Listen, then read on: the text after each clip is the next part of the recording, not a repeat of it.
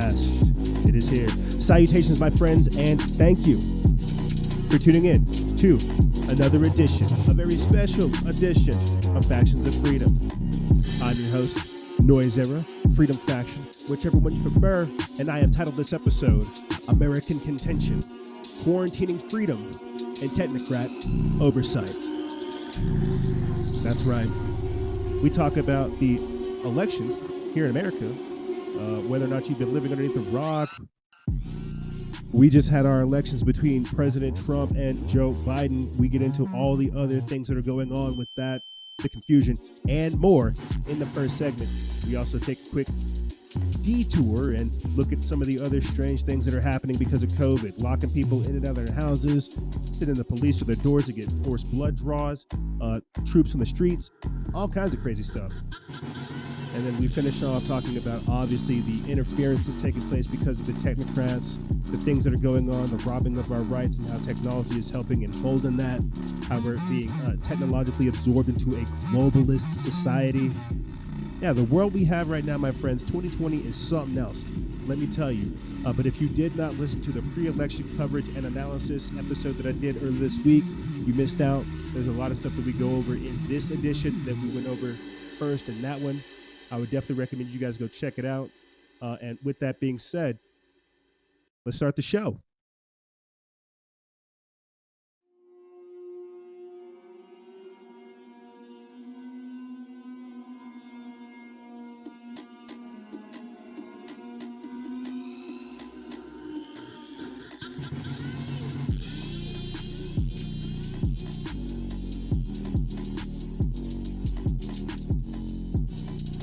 Salutations, my friends, and thank you for tuning in to another edition of Factions of Freedom. I'm your host, Noise Zero, Freedom Faction, whichever one you prefer, and this is show number 1037, season 10, episode 37. You may have noticed, again, the difference in sound. I'm now using my $200 mic. Yeah, the one I had beforehand, before this, was a $50 mic, and the mic I had before that were some Turtle Beaches. I'm now using my $200 mic because I think we're ready. And so again, you guys might hear some of that switch up. But again, with the $200 sounding mic, comes a lot of high quality. I'm still trying to figure out this mixer. But you're not really here for that. You're not really here to hear about the audio equipment updates and stuff like that. What we're really here to talk about is the election, the country, the world, what's happening, and everything that ties into it. But before I do that, I was talking with one of my exclusive members this past week, literally last Friday, about the usefulness of my chickens and how much of a utility they have become and how much they are a commodity. How many people I was feeding, like with the eggs. I didn't even really think about it like that. I was talking about all the charity work that I was doing, and if you guys are exclusive members, you guys kind of heard about some of the cat that's out of the bag and some of the things I'm involved in. But for non-exclusive members, this is me just kind of giving you guys the rough around the edges. But I was talking about, the utility of my chickens and how much of a commodity they've become, not only since last year, but because of the pandemic. And unfortunately, this past Saturday, on Halloween, the day after Halloween, 6 of my chickens were slaughtered. Now, you guys have heard me talk about doing in Rona, one of my roosters, and natural selection came through and straight slaughtered my chickens. Yeah, I went out there into the backyard, and we saw a chicken carcass with its head cut off or eaten off, and it was extraordinarily violent. There were paw prints in the ground, covered in blood, and this is at nighttime whenever we discovered this, and in the daytime you can just see varying spots of a struggle. It's crazy. It's a slaughter. I had 11 chickens and only 3 of them are alive. We lost our egg production is down 75 to 90%. Yeah. 6 of my chickens gone. Boosh, just like that. Boom. Yep. Yeah, yeah. And so I've got to deal with some stuff, but that kind of lets you know where my mindset is at. Again, I didn't think that the chickens filled the void that they did, and I didn't think that I had that much of a spirit to care about them. But now that they're not here,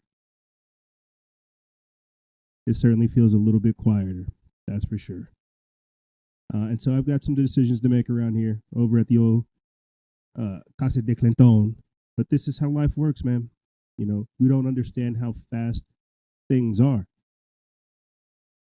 And I couldn't help but think of how that's karma for me talking so much about having to do in my rooster simply because because he was just loud and worrying about egg production. And then again, natural selection comes through and these types of things happen. And unfortunately, we've got to adjust accordingly. We can't sit there and complain about it. You know, we've got to make other moves. So we're hatching the remaining 3 eggs, and this is what's going on in our life. And so that's just audio equipment updates, farm life updates. Join the exclusive membership program. Join our Telegram channel. We currently, I think, have 130 members. We launched it earlier this week. I'm actually very proud. It seems like people are pretty content with what we're doing with that, because I didn't expect for us to be here during the election. I most certainly did not. I expected for them to target us and delete us, like we've seen with so many other pages. But for some blessed reason, we are still here. And so we'll get into talking about the election, about America, about Trump, about COVID, about China, about all these things. But I just think it's imperative because you guys unfortunately didn't have the chance to see my chickens in their prime. I felt like it was only appropriate for me to let you guys know how that works. And so Chickenville, my little Chickenton, it is extraordinarily quiet these days. I've just got one laying hen, one little baby hen, and one little baby rooster. And it is an interesting dynamic, to say the least. And so the last time I mentioned the chickens on the show, I kind of compared them to Democratic policies where you could have free healthcare, free education, free tuition, free housing, and free all this stuff. And then there are things such as natural selection that occurs where that's not possible. They had all these things, and it was the one night that we didn't put them away. It really is a darn shame to not think that you were really putting in all that time and effort into something only to see it snatched away from you. So I hope that doesn't interfere too much with this week's podcast episode, but I also hope it lets you guys understand that when we talk about the supply chain, supply and demand, being an asset to your community and things like this, it really is. It is a huge honor and it is a huge undertaking. But you don't think about these things whenever you're trying to help people or whenever you have chickens, man, or whenever you're out there just throwing them some feed, shooting the breeze. But again, this is the world that we're at. This is 2020.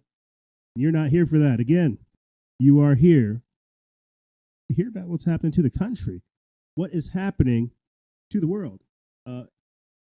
Whether or not you've been living underneath a rock, we have just had the presidential election between Joe Biden and Donald Trump. I say it's an election because it's clearly going to be a selection, and I want to go ahead and try to get you the latest numbers I can. I'm just going to go ahead and use Instagram. Nothing.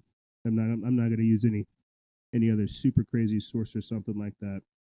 I'm just going to try to find you something that's relatively recent.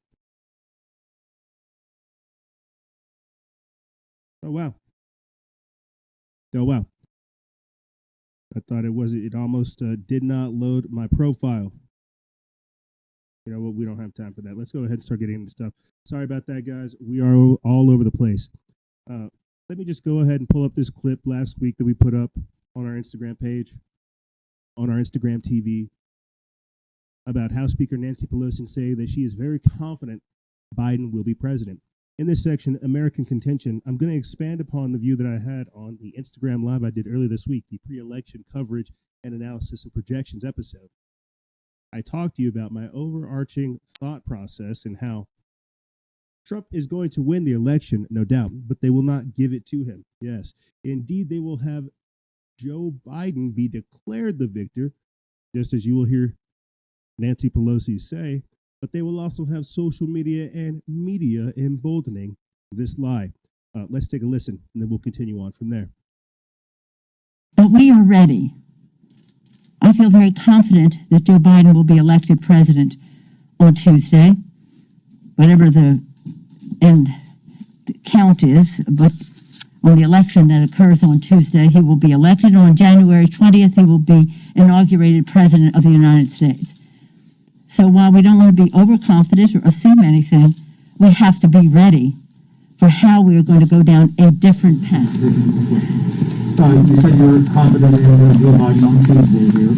I want to kind of ask you to look into the future a little bit on coronavirus, but other issues that could come up here. You always talk about your caucus and the beauty in the mix here. There's a lot of diverse opinions. That's right. Do you think, though, that could be a problem, whether it be on coronavirus or some of these other legislative initiatives, environment, voting rights, down those things, where it's pushed too far and that there is a schism between more moderates in your caucus and liberals? What they intend to do? No, I don't. Our caucus has a beautiful array of thinking, of generational, gender ID, ethnic background, geographic differences, and the rest.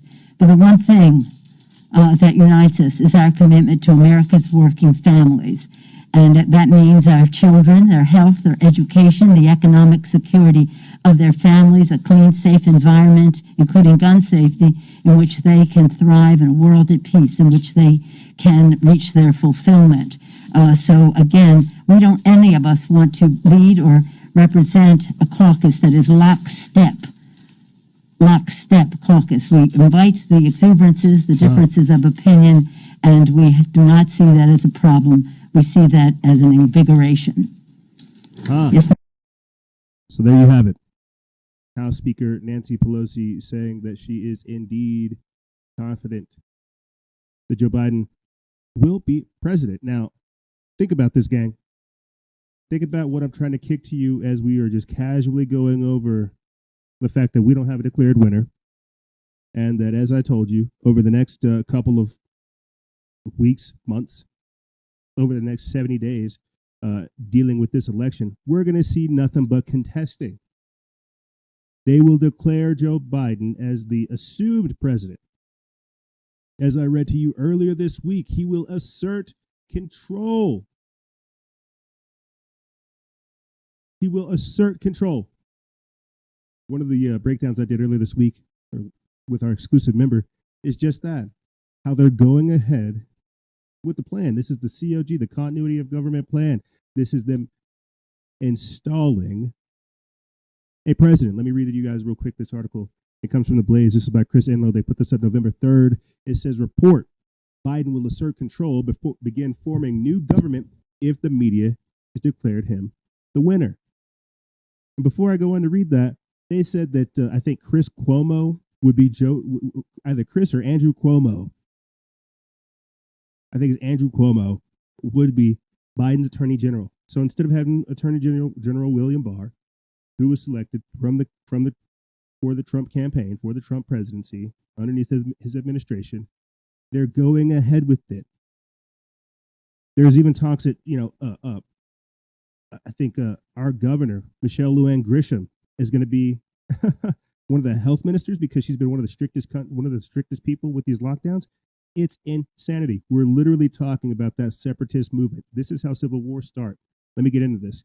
It says Democrat Joe Biden will reportedly, quote, assert control and immediately begin forming a new government as president-elect if news organizations declare him the winner on election night. What are the details? Even if President Trump challenges the results, Biden will address the nation Tuesday night as the winner if news organizations declare him the, quote, mathematical president-elect, Biden campaign advisors told Axios. There goes the technocracy again.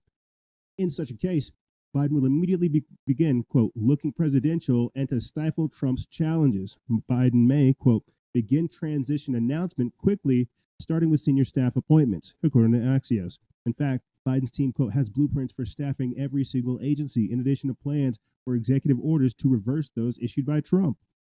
Biden's team will make a quick push to assert power because of what happened in 2000, because between George W. Bush and Al Gore when Bush declared himself the winner of the contested election and began to act as the president-elect. Gore, on the other hand, did not exert himself, and he eventually was declared the loser. Quote, "We're not really concerned about what Donald Trump says," Biden's campaign manager Jen O'Malley Dillon said Monday. Quote, "We're going to use our data, our understanding of where this is headed, and make sure that the vice president is addressing the American people." On the other hand, Trump said Tuesday that he will declare victory, quote, "only when there's victory. There's no reason to play games." And then people go ahead and say, will the election be called tonight? I don't think so. I think we all know that that will not be the case. I want to go ahead and real quick click on this fed to us information about the election. Right now, these are just the current numbers. They say that Joe Biden has 243 electoral votes. Donald Trump has 14. And what's so interesting about all this is it went down for almost like we should have a winner. It's November 5th. What are we doing? They're purposely stalling this. This is exactly what I told you guys earlier in the week on election day. They're not going to have a declared winner on the 3rd. They're not going to have one on the 4th. They're going to try to drag this out until January 20th. As I read to you right there, asserting control. You're not the leader. We don't have to follow you. But oh, didn't we already hear that throughout Trump's entire presidency? That he is, quote, "not my president." Right here, Senate elections, 35 out of 100 seats are up for election. 51 seats are needed for a majority. Right now, it's pretty much split. You have the Republicans with 48 seats and the Democrats with 47. House elections, all 35 seats are up for election. 218 seats are needed for a majority. The Democrats have 199, as well as the Republicans having 188.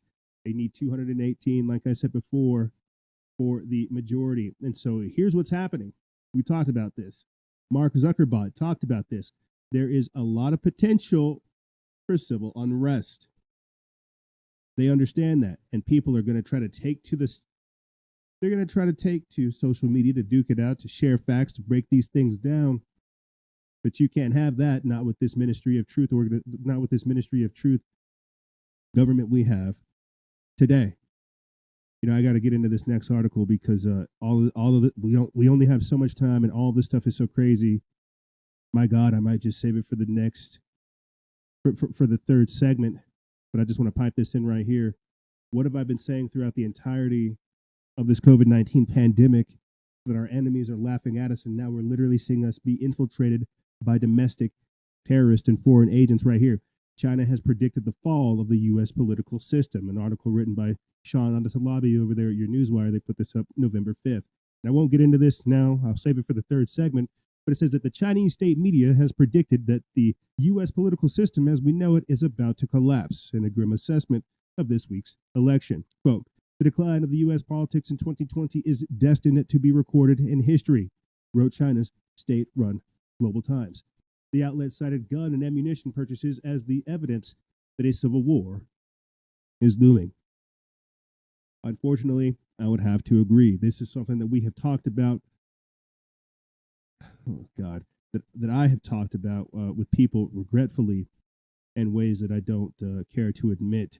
But I'm going to go ahead and pull up to you guys real quick this Zoom call, this leaked Zoom call from people, federal agents, people that work for the government, talking about how they can get Trump out of office, how they're trying to shut down D.C.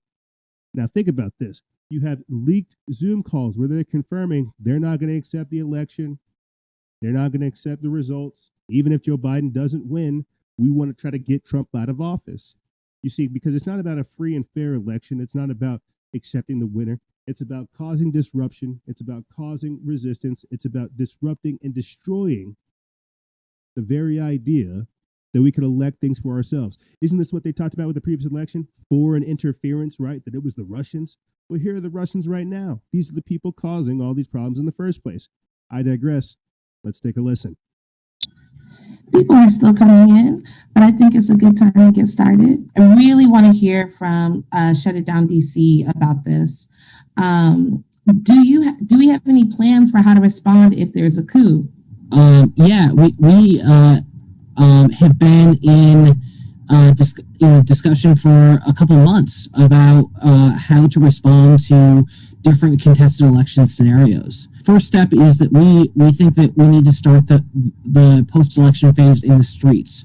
So we're inviting people to come to BLM Plaza anytime after 4 p.m. on election night. On the 5th, we're going to shut down the White House. On the 6th, we're going to shut down larger parts of Washington, D.C. And then the following week, like all the mainstream groups are going to come to D.C. and try to have a march on the 7th. So that's a Saturday, and we'll see how that goes. But then the following week, Congress is planning on coming to town and passing laws again and like having business as usual. And we're saying if we're in a coup, there's no time for business as usual. Members of Congress that are coming in, we're going to meet them at the airports or at Union Station and send them back to where they came from until we deal with the situation that we're in. If enough of them get in and we need to go to Capitol Hill that week, we'll do that too. I heard someone in the chat talking about revolution time. And so I encourage, for all of us to be fighting for revolution before today, tomorrow, afterwards. We're facing an administration and a potential coup and a potential insurrection where efforts to criminalize this are going to be even greater. Understanding that everything that we're doing now in this moment is laying the groundwork for what is going to come. Is there going to be a war? Are people going to get killed? Is that on anybody else's mind? I'm guessing it is. We're going to see potential fighting all over the country or in some hot spots, right? We've already seen that. And so how do we work together across the country to help support each other no matter where we are? And I'll put the rest of that in the description bar below. So you, the audience, can understand what's happening. Like, this isn't me telling you this type of stuff. You're literally hearing them say, listen, we're in a coup right now. That's us over here playing games, not really understanding the enemy, and again, sophistication of our adversary. We're in a coup right now. You have deep state agents, federal people that actually still work for the government. That's why they can tell you, hey, your job's not essential. What you're doing, that's not essential. What we're doing, this is essential. That's why they're very organized. They're sophisticated. I went over this again with you guys on the Instagram Live. Really think about this, because I have another quick video. I doubt I'll even fully play it. This is of somebody, from Antifa, a whistleblower coming out, admitting that, yeah, he's been brainwashed to hate America. No, duh. You've all been brainwashed to hate America. Escalation resistance. Shut down DC, the hashtag White House siege. It started in September, and here we are now. They're saying, yeah, that we're going to have more demonstrations. We're going to have more protests. Yeah, there might be violence. People might die. You're very correct. These things might occur. But you know what? We can't stop, because their ultimate goal, it's not for actual liberation. It's to cause, again, as much destabilization as they can. They don't care about Joe Biden. He's just a figurehead. This gives them a reason to cause all this conflict. You have to understand, these people literally mean war. They literally mean war.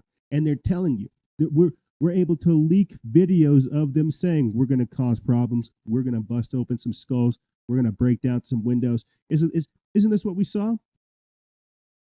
You see businesses all over the entire country boarding up their windows, shutting down, not because of COVID, but because of domestic terrorists capitulating, riding on those screens. It's happened here. I remember whenever I went and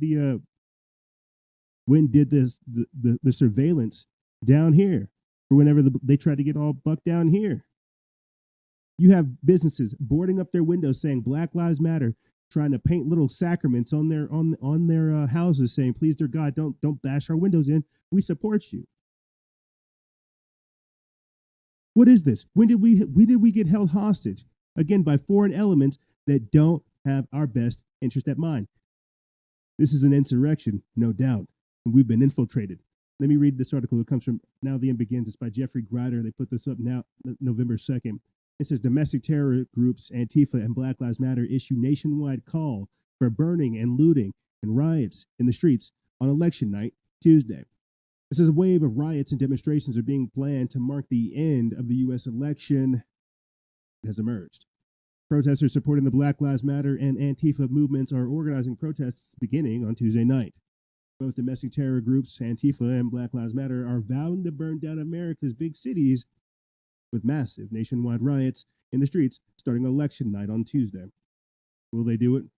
Well, since they've already caused over $2 billion in damage over the past 6 months, I would tend to lean towards believing them, and so should you.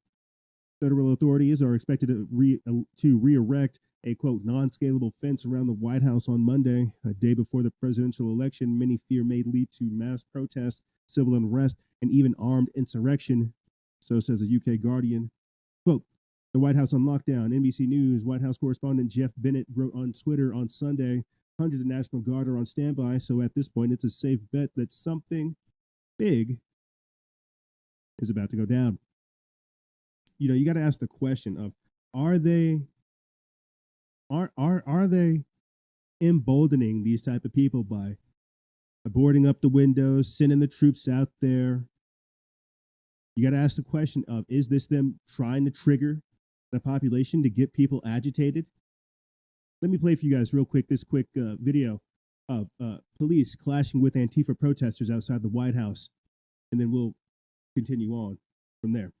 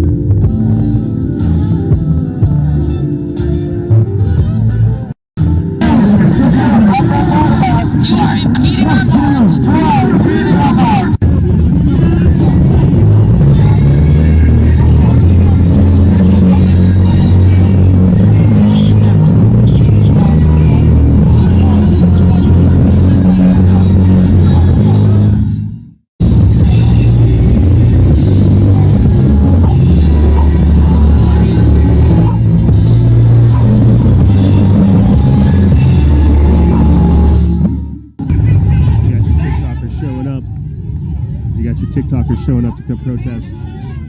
Awesome. Let me go ahead and start getting into stuff because all of this is insane. It says that the election results produced a winner, but that hasn't stopped the protest and the unrest from happening, from breaking out all over America. Police were seen clashing with Black Lives Matter and Antifa protesters outside the White House, as some declared that they will be staying for weeks. Yep, precisely. What the F? Precisely. And as you heard from the leaked Zoom call, that is exactly their intention. It says this comes as cities across the nations have seen storefronts boarded up and the National Guard being deployed as law enforcement groups prepare for potential unrest. In D.C. alone, officers were seen lined up in the streets around the White House, and a fence was erected around the perimeter of 1600 Pennsylvania Avenue, where 1,000 protesters gathered. According to the report, the demonstrators were heard and seen chanting, "Whose streets? Our streets. And if we don't get no justice, they don't get no peace." Large banners, including one reading, quote, "Trump lies all the time," were seen. At one point, marchers were seen stabbing the tires of a parked police van. Meanwhile, in Seattle, at least 8 people were reportedly arrested in Seattle, as many took to the streets in protest on Election Day, including demonstrators who were leaving nails in the roadway, according to police. According to Fox News, the Seattle Police Department stated that 2 groups were marching through the city Tuesday night, including one that was given public safety warnings for people to keep moving. Later, the 2 groups apparently merged together around 9 p.m., with marchers moving traffic barricades into a roadway, as authorities urged caution to anyone driving in the city areas downtown. So that's not the only thing that happened, though. This type of escalation. Yeah, that's not the only thing that took place. There were stabbings that happened for sure, because we're in those days, right? People will get stabbed for having different political views. Hell, we'll shoot somebody in the street. It doesn't matter, because we're trying to get crazy. And what I mean by that is this next video clip I have for you guys. Apparently, it is sensitive content. Enrique Tarrio, chairman of the Proud Boys, along with another Trump supporter, was stabbed near the White House. That's right. DC police have confirmed a stabbing attack on 4 Trump supporters near the White House. This is an article that comes from Zero Hedge. They put this up November 3rd. Yeah, girl, they tried to stab you. They stabbed me. They stabbed me. Bleeding really badly. Oh shit, they stabbed Bevan and Beatty right now. They just stabbed Bevan and Beatty. Call 911. Gotta help him. I know, but you gotta help him. Get on. Get the fuck on. Get the fuck on. Yeah, girl, he tried to stab you. It says despite protests gathered in front of the White House through the night amid the worst case scenario of very delayed election results, there's so far been no predicted widespread unrest as Americans wait. But the longer the situation extends, the more potential for mayhem there is. Overnight, Washington, D.C. police confirmed a stabbing incident targeting what appears to be Trump supporters who had been gathered near the White House. The local NBC affiliate reports based on police statements and eyewitness accounts. It says that a woman and 3 men were stabbed blocks from the White House early Wednesday morning following the election night, D.C. police say. D.C. police say that the victims identified themselves as members of a far-right group that supports Donald Trump, the Proud Boys. The victims claim that the suspects were part of a Black Lives Matter protest. News 4 was not immediately able to confirm those claims, and fortunately, no arrests have been made. It says that the police are said to be searching for the suspects who have yet to be apprehended. Quote, two of the suspects were described as black males wearing all black clothing. The third was a black female wearing black sweatpants with a white stripe, orange leggings, and a dark gray coat. The NBC News report continues. It says, according to the Daily Mail, Proud Boy leader Enrique Tarrio told the Gateway Pundit that he was slashed in the stomach while fellow member Bevelyn Beatty was stabbed in the back. Yeah, these people, these protests, they're so peaceful. These people, they're so peaceful. So this is, again, within the first couple of days of the election. This is, again, that American contention where they're hoping to God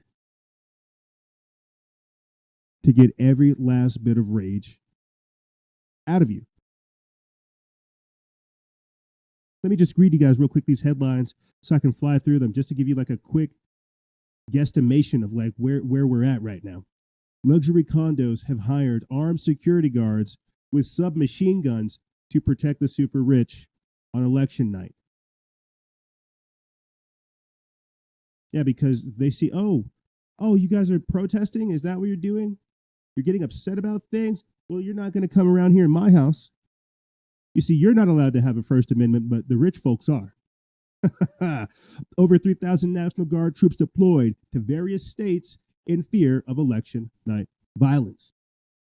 Clearly, we hadn't seen any violence that took place over the election night other than the stabbing of Enrique Tarrio and some of the other clashes we've seen in Seattle and in Washington and other areas. So what is this all for? Why are they activating the troops? Because it's not just for the election night, my friends.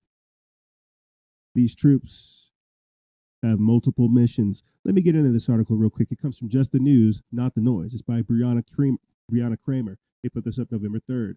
It says, with election results expected to slowly come in Tuesday night and perhaps days later, some states are preparing for any violence in their cities by activating their National Guard. State leaders' decisions to active guard troops also follow many businesses in cities across the country already having been boarded up over concerns about what's to come after Election Day. At least 3,671 troops have been called into several cities to assist with cyber defense, working polls, and standing by in case of any civil unrest. The governors of Massachusetts and Texas have activated 1,000 National Guard members, and Alabama, Arizona, Florida, Illinois, and Texas are among other states in which governors have mobilized forces in case of any riots. It says that the Oregon governor has declared a state of emergency for the Portland area, and the state's National Guard is on standby. People are getting crazy out there. They know it. But at the same time, they want it. Why can't we have our election results? You're not going to get them on election night. What's going to happen is they're going to drag this out. That's the whole point. Because they see, again, how much, I guess in a Machiavellian, evil Illuminati style way, you have to think about the ratings, the optics. How does it look? CNN, MSNBC, Fox, all this other stuff. That's why they have to be anti-Trump. That's why they have to have all this mystique and this intrigue and all this confusion because of the ratings. I don't know about you guys, but my phone, my weekly report that it says on my phone where it tracks about how many hours you're on your phone, it says that mine was up roughly 50%. And that's from, just checking all the different news feeds, listening to all the different people that have information out there, looking at, again, election results that may be either fake or skewed, getting phone calls, getting messages from other group chats. Like, my screen usage was up. But see, what's going to happen is what I said beforehand, where they shut down people's ability to have access to information themselves. So where they're able to express their discontent on social media. They'll say, oh, that's election fraud. Oh, that's election meddling. Oh, that's incitement. Oh, that's something. They'll come up with some type of reason for you to not express your political views, for you to not express your displeasement. Oh, you're censored. And so then what happens whenever you're not able to interact with people on a three-dimensional or in cyberspace, right? You'll get out there into the real world. You'll go out there into the streets. And that's what they want. Let me read this real quick. New Jersey National Guard activated to work in civilian clothes at the election sites. An article that also comes from Just the News, not the Noise, written by Susan Katz-Keaton. They put this up November 4th. It says, in a move that experts termed unusual and legal, members of the New Jersey National Guard worked in civilian clothes this week while officially activated to help civilian officials at election sites. More than 370 of the state's National Guard soldiers and airmen were dispatched to work with the election officials in 19 counties. New Jersey state military officials announced Tuesday. Quote, this state active duty mission is being undertaken at the request of County Board of Elections, according to the New Jersey National Guard. And while New Jersey's Guard members were previously had pitched in at election sites, this marks their first such role in a general election and deviates from the normal practice where National Guard members were in their military uniforms when on active status. Photographs posted to the New Jersey National Guard website and Facebook page depict men and women members at the election sites in various attire, including polo shirts, t-shirts, cardigans, and button-down Oxford shirts, but not military uniforms. Quote, it's definitely peculiar, an active duty officer with the Judge Advocate General Corps told Just the News. Quote, I don't immediately see any statutes that make it illegal, but it's not something you normally see with the activated guard. The reason for the move, a second JAG officer said, likely is rooted in public relations. Quote, they probably don't want people to think that the military has taken over their election. But the officer noted, they can't do that anyway, as per U.S. law. Guard members were brought in not for security, but to assist in processing vote-by-mail ballots, the New Jersey organization said in a statement. Quote, this support is an extension of the Guard's active role in preventing the spread of COVID-19 in New Jersey. Oh, there it is. The group wrote. The service members have given, quote, fabulous help, election official Evelyn Catterson said in a video produced by the New Jersey National Guard. New Jersey state military officials did not return calls from Just the News asking for a comment. Yeah, because you got to think about that. That's exactly what it is. You're having the military come over and take over your elections. It's kind of strange. No matter how you slice it, it's strange. You're putting troops out on the streets and you're putting troops into the voting booths. It's kind of wild. It's kind of strange. It's kind of out there. But I guess that's, again, one of those things that's 2020. But I have to bring it to your attention, my friends. Again, what we thought about, or at least what I brought up at the start of this segment. I have to. Joe Biden says that he will assert control and begin forming a new government if the media declares him the winner. If they declare him the winner.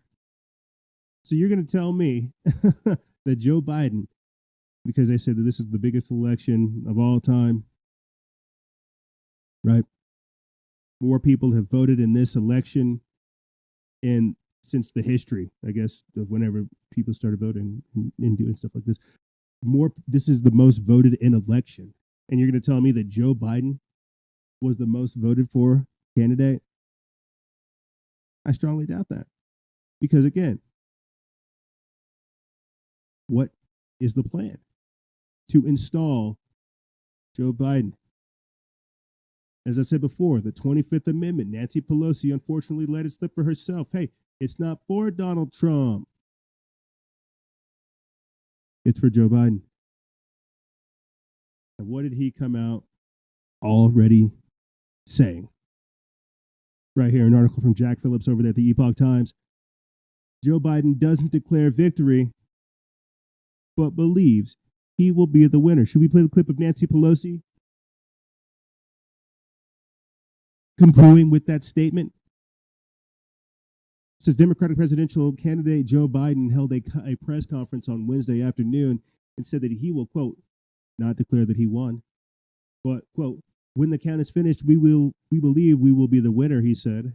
Quote, yesterday, democracy is the heartbeat of this nation. It's been the heartbeat of this nation for 2 centuries, Biden said. It is their will who will determine who will be the president of the United States. Biden said that he won in Wisconsin, citing exit polls from news organizations. The former vice president also said that he would win in Michigan and claimed that he would win in Pennsylvania. Biden also said that he won in Arizona, although state officials, including Governor Doug Ducey, said it's far too early to call the race for either candidate. Trump campaign officials said that they believe the president could still win in Arizona, but if Biden wins in Pennsylvania, Michigan, and Arizona, he has enough to reach the 270 electoral college threshold needed to be victorious. Quote, every indication shows that he will win the popular vote in the United States, Biden said in the conference. Quote, indeed, Senator Harris and I are on a track to win more votes than any ticket ever, he added. Biden also attempted to call for national unity in the midst of a hard campaign to unite and heal while coming together as a nation. So here, let me go ahead and break down what that is. You already know what that is. That's him trying to say, oh, hey, don't worry, I won, it's cool. I want to work with you guys. But let me really pull this back. I have to kind of take Biden, sleepy, creepy Uncle Joe Biden off of the screen to break this down. What did we talk to you guys about just last week and the week before last? Hunter Biden's laptop. Now the new federal state of China is saying, hey, listen, we don't want to work with the Bidens. They're up to some shady stuff. They're deep in bed with the communist Chinese. What is really going on here is we are seeing a communist globalist infiltration, a corporate fascist takeover of our country. When I tell you they're trying to install Joe Biden, they're saying that America, your guys' votes, your voting system, it's archaic, it doesn't work. We're throwing it out of the window. What did I read you about just the other week? That the New York Times came out saying, hey, we need to have the United Nations oversee our elections. You kooky Americans, you don't know what you're doing. So really think about what's happening, what's breaking down right now. When I give you that overarching view of saying that President Trump won the election, but they're gonna declare Joe Biden the winner, what does that mean to you? This isn't a normal election. That's why this is so crazy. That's why this is so historic, because Trump did win, but they're not going to let Trump have it. People say, oh, you're playing into the left-right paradigm. You don't understand what's happening right now is the consolidation of both the left-right paradigm. This is trumping in the technocracy. Oh, but Trump's not a part of the deep state. Again, you need to stop playing these stupid games because you're not able to see the significance of what's breaking down. When I tell you they're going to select a president, as we've already always known they have, they're pulling their magic in front of you. You get what I'm saying? This isn't like let's get into the Illuminati conspiracy puppet type stuff. I'm trying to tell you that the country and the electoral system as we know it is being thrown out the window. And when people begin to wake up to the fact that they figured out that their vote doesn't mean anything in this most important election of all time, you're going to see kickback. I'm trying to give you the 30,000-foot view, but you can feel right now that the ball is up in that 30,000-foot view. And when it comes down, it's going to, oh my God, it's going to come down hard. This is how civil wars start, my friend. I'm telling you. Trump says he has his lawyers, which is good because it's definitely going to be necessary, but that's not going to stop it. That's only going to prolong some of the chaos that we already know is coming down the barrel. My God. This is why I've had such a hard time really looking at this or really even trying to put this episode together and go over all this stuff, because everything's going to happen so slow, but at the same time, so fast, but it's not going to happen fast enough. And that's only going to upset, enrage, and trigger people. Right here, yeah. Trump says he's ready for a contested election. We're going in with our lawyers because he knows it's going to get dragged out in the courts. And that's, again, where the judges come in. And the judges have already been bought out. By who? By Soros. So yeah, for sure, let's get it legal, take it to the courts.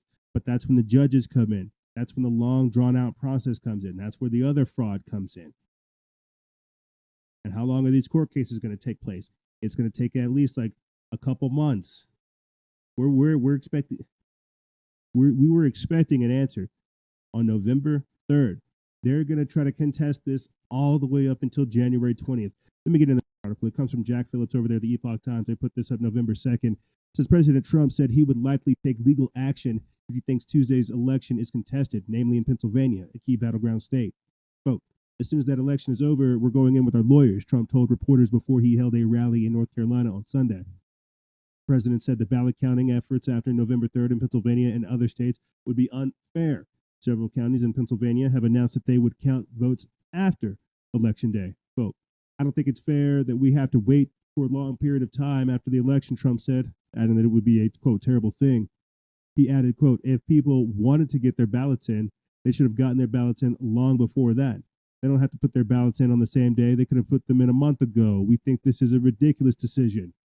Pennsylvania Attorney General Josh Shapiro, a Democrat, wrote on Twitter that, quote, our elections are over when all the votes are counted. He then wrote to Trump, quote, but if your lawyers want to try us, we'd be happy to defeat you in court one more time. Now, I have to make a stop right there because what the Pennsylvania Attorney General Josh Shapiro said is very true. Because it's not about your vote. Unfortunately, it's about who counts those votes. Who's counting those votes?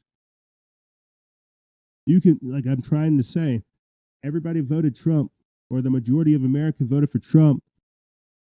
But as Joe Biden said a couple weeks ago, they have created the biggest voter fraud organization in history. Everybody voted for Trump, but media and social media are going to give it to Biden. Again, that's my 100,000-foot, 30,000-foot view I can give you right now. I'll have another approximation for you by next week. But this is where it's at right now, right here. Trump campaign is suing to stop Michigan and Pennsylvania from counting votes. So you've already got them suing to stop vote counting, calling for recounts, saying that this is unfair, and this is a couple days out from or after the election. This is crazy. This is the American contention. This is the presidential election. This is election 2020, and it's not done. And because you're going to see, because America's become like a game show, TV show now, you're going to see a lead here because Joe Biden has the lead. You don't want people rioting in the streets on the election night. It doesn't serve anybody. But then you're going to see Trump get ahead with the lead, and that's going to only invigorate and agitate people. What's happening right now, the stage that's being set for everything that's going to take place is so monumental But hell, you might have the United Nations try to come in to quiet stuff down. This again might be why they're activating 3,000 troops all over the nation. People preparing for civil unrest. This is again how civil war starts, with whispers of who's our king, who's our leader, who's our president. Are we following the Constitution and the Bill of Rights, or are we following the United Nations? You've got to understand the polarizing and divisive time frame we are already in, and where they plan to take us next. My friends, I want to leave you real quick with this article that we will get into in the third segment, because it's too much right now. Right here, again, China predicts the fall of the U.S. political system. When I make statements a couple weeks ago about the breakdown of law and order, and how if you guys listen to the Instagram live we had earlier this week, Jew Sensei asked, what's going on with all this stuff? Why is everything escalating? The radicalization, the polarization, the extremism. Why are things intensifying? It's because we are seeing just this. Nobody. This is supposed to be a republic, but people think it's a democracy. And if that's not the case, well, then you're going to have either a constitutional monarchy, or national socialism, or democratic socialism. Like what? Unfortunately, Xi Jinping is not wrong when they say that he's predicting the fall of the U.S. political system. Is it fascism? Is it the technocracy? Is it socialism? What's going to replace us? Are we in the last days of our once great republic? I hate to think about these things, but unfortunately, we have even more issues to cover in the next segment. This is the world that's being created, and these are only a couple days after the election. This is the American Contention, and we're just getting started. But ladies and gentlemen, we're going to take a quick break, and when we come back, we're going to be talking about COVID-19, the pandemic, I guess, that's still ongoing, quarantining freedom, and more. I'm going to play for you guys a clip that we played in October last month of the British Army on the streets of England asking people if they want a COVID test. Apparently now you have them bringing in the army the very same way that you have them bringing in the army here in America to help with the mass COVID testing in Liverpool. All kinds of other strange things that are going on. A judge has ruled that Governor Newsom's order with COVID-19, it's unconstitutional. He's blocked him from doing even more. We're going to see all kinds of other things on the other side. Ladies and gentlemen, don't go anywhere. This is Freedom Faction over here on Factions of Freedom. And we'll be right back right after this.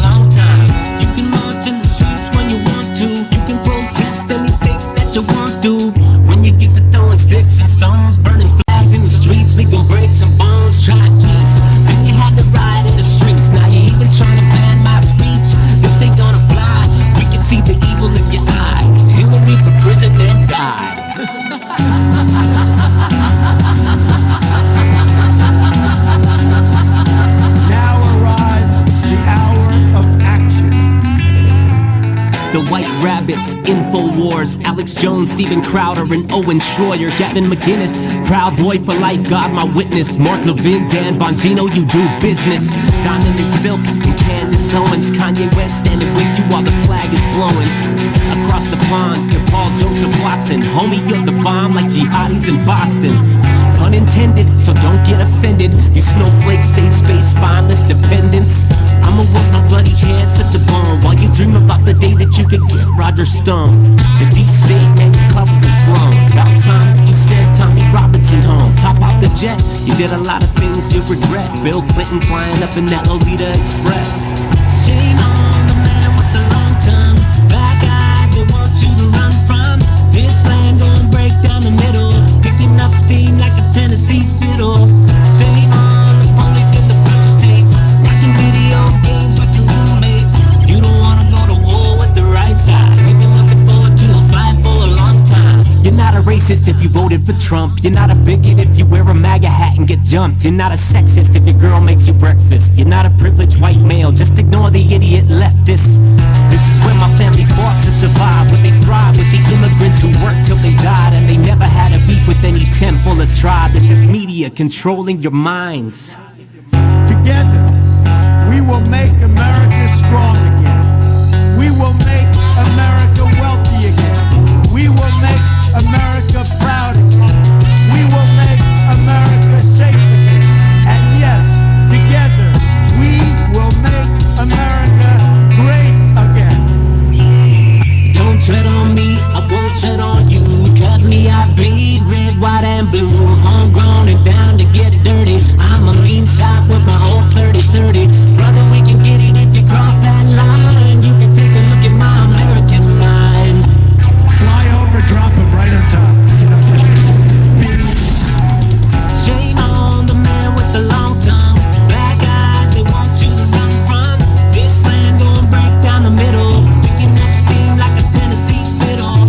Shame on the police in the blue states, rocking video games with your roommates. You don't wanna go to war with the right side. We've been looking forward to a fight for a long time. Nobody knows the game better than I do.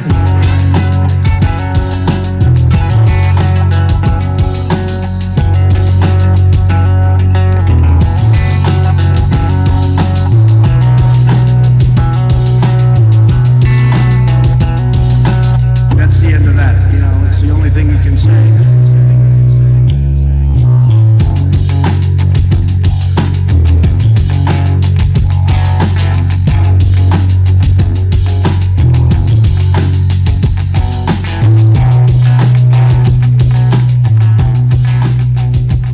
Proud Boys and right Proud Boys, stand back and stand by. But I'll tell you what, somebody's got to do something about Antifa and the left, because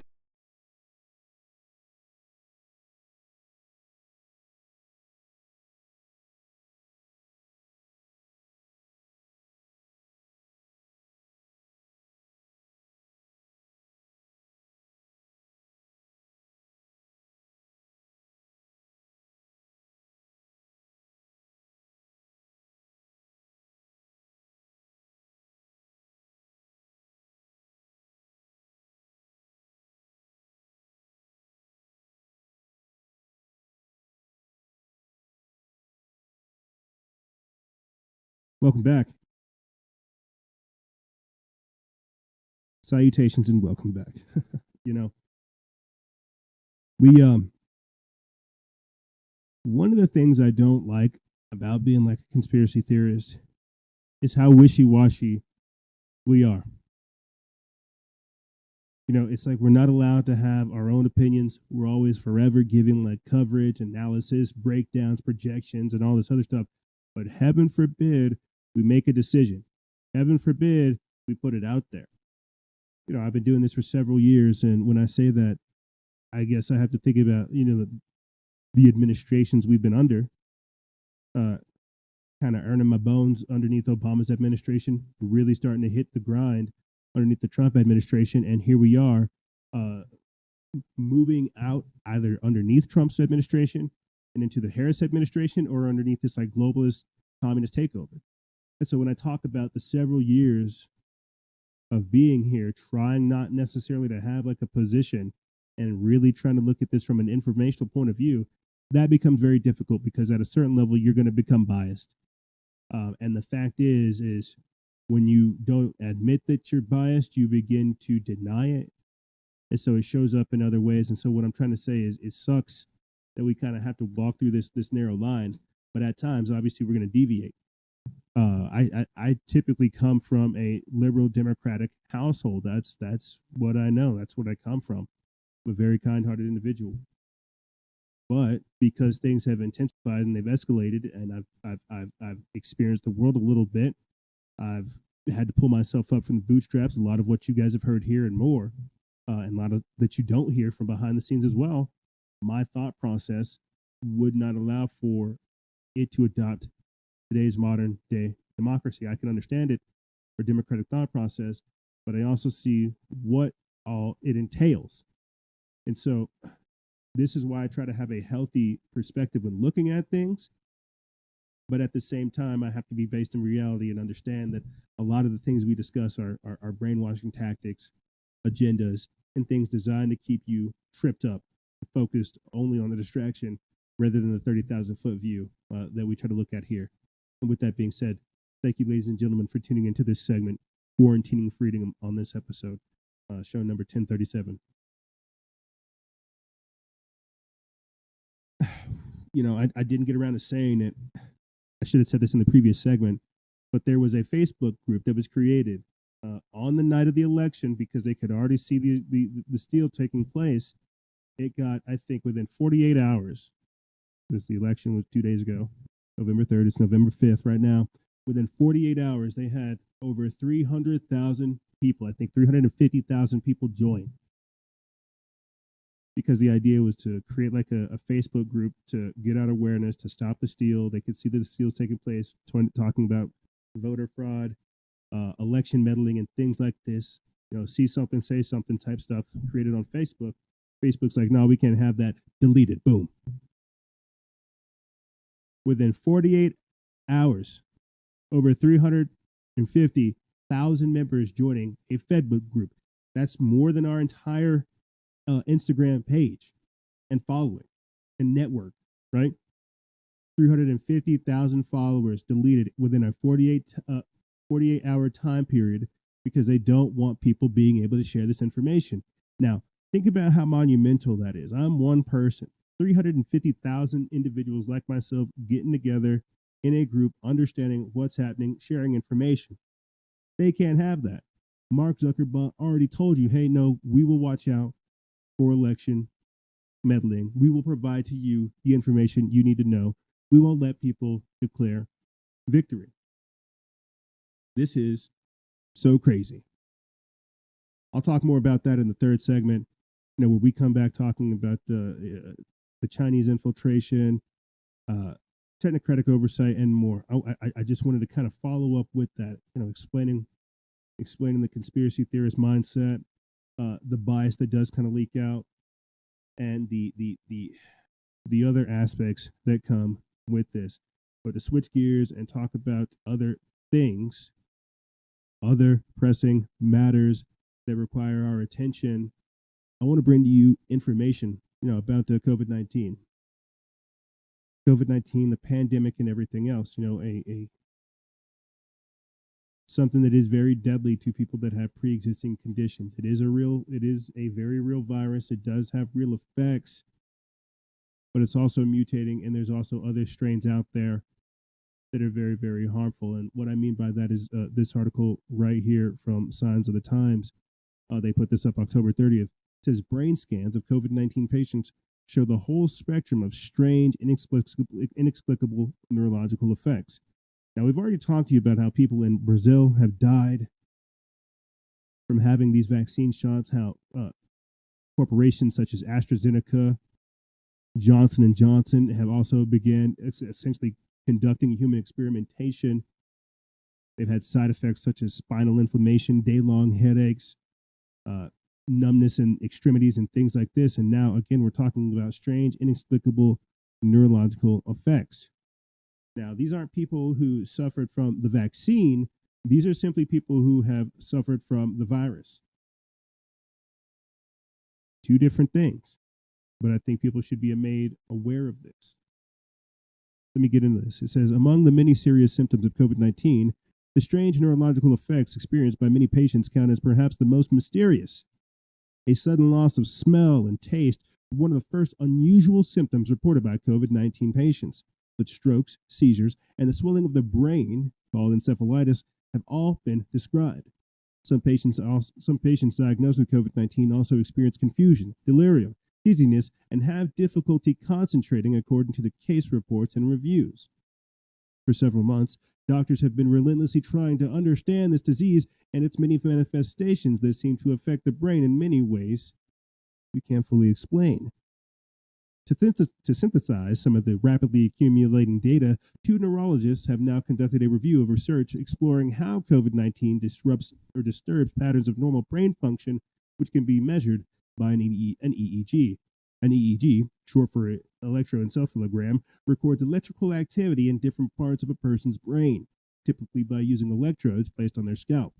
In their review, the researchers collated data on nearly 620 COVID-positive patients from 84 studies, published in peer-reviewed journals and preprint servers, where the EEG waveform data were available to analyze. Looking at EEG results could indicate some form of COVID-related encephalopathy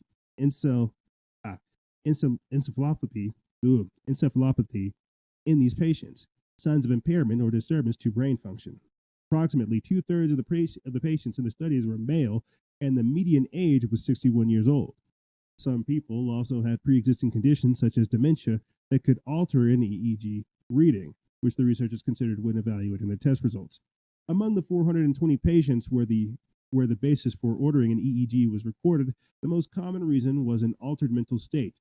Close to two-thirds of the patients studied had experienced some delirium, coma, or confusion. Around 30% of the patients had had a seizure-like event, which prompted their doctor to order an EEG, while a handful of patients had speech issues. Others experienced a sudden cardiac arrest, which could have interrupted blood flow to the brain. So think about this. The mask suffocates you. The vaccine poisons you. And now we're hearing about people, because you can recover from COVID-19, we're hearing about people that either had COVID-19, tested positive for it, or recovered from it, that they're having some of these strange side effects, delirium, confusion, strokes, seizures, and all other strange things. Gang, what did I talk to you about in the previous segment? Chinese infiltration. I'm trying not to sound like a racist or some kind of crazy conspiracy theorist when I'm saying this type of stuff, but again, I can't help but think, who would benefit from making a virus that essentially attacks our brain, our hearts, our lungs, and more? That debilitates us, that can sleep inside of you and mutate. Who would benefit from being able to cripple their opposition?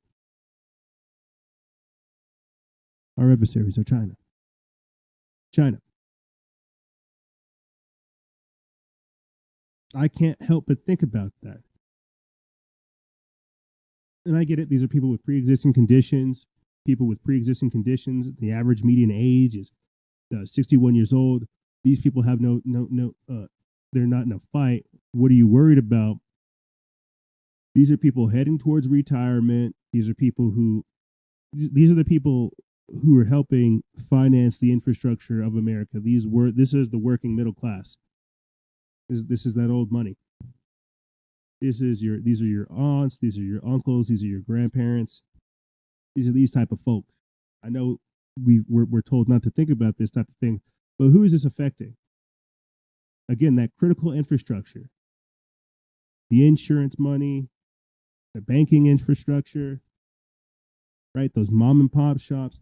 Think about again what COVID-19 has done to us, the socioeconomic impacts of a virus such as this. I know we're just reading about the brain scans and how this is messing people up neurologically, but think about this, what this does to us, what this is doing to people. They're unable to visit their loved ones as they pass away.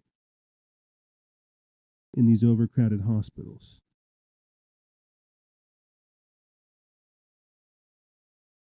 And now, as if that weren't enough, you now have the World Health Organization allowing China, that's right, allowing China, the people that helped start all this, they have allowed China to seize the reins of the investigation into the origins of the coronavirus. So this is how powerful propaganda is. You see how they can get people to say, oh, this is the Trump virus. This is Trump's virus. When we have been tracking this thing throughout the entirety of the year, Event 201, since basically October of last year, we saw this literally come out of China, Wuhan. We have this whole global debacle about all of our rights being taken away, our liberties being stomped on, pool parties in Wuhan, locking people down. It's clearly come from China. And the World Health Organization says, hey, this is a good idea. Let's give it to these guys, even though it came from them. This is insane. This is like the FBI investigating itself. It's saying we find no criminal activity here. This is insane. Let me read you this. This comes from Just the News, Not the Noise by Sophie Mann. They put this up November 2nd. It says 9 months after the beginning of the global coronavirus pandemic, there is still no public independent investigation into the origins of the novel virus that came out of China. In an investigation published by the New York Times, the newspaper concludes that the Chinese government has failed to cooperate in any way with the World Health Organization as it is, purportedly attempts to understand the source of the virus. The article calls the work of the World Health Organization over the last months, quote, both indispensable and impotent, as the United Nations affiliated group had led a significant effort to disseminate information about testing, treatments, and possible vaccines. However, the World Health Organization has failed to slow down global travel patterns at the pandemic's outset due primarily to the political and economic considerations of the countries that finance the organization. Another performance factor that even the champions of the World Health Organization are being forced to consider is the group's willingness to bend the knee to China. Quote, even many of its supporters have been frustrated by the organization's secrecy, its public praise for China, and its quiet concessions, the Times writes.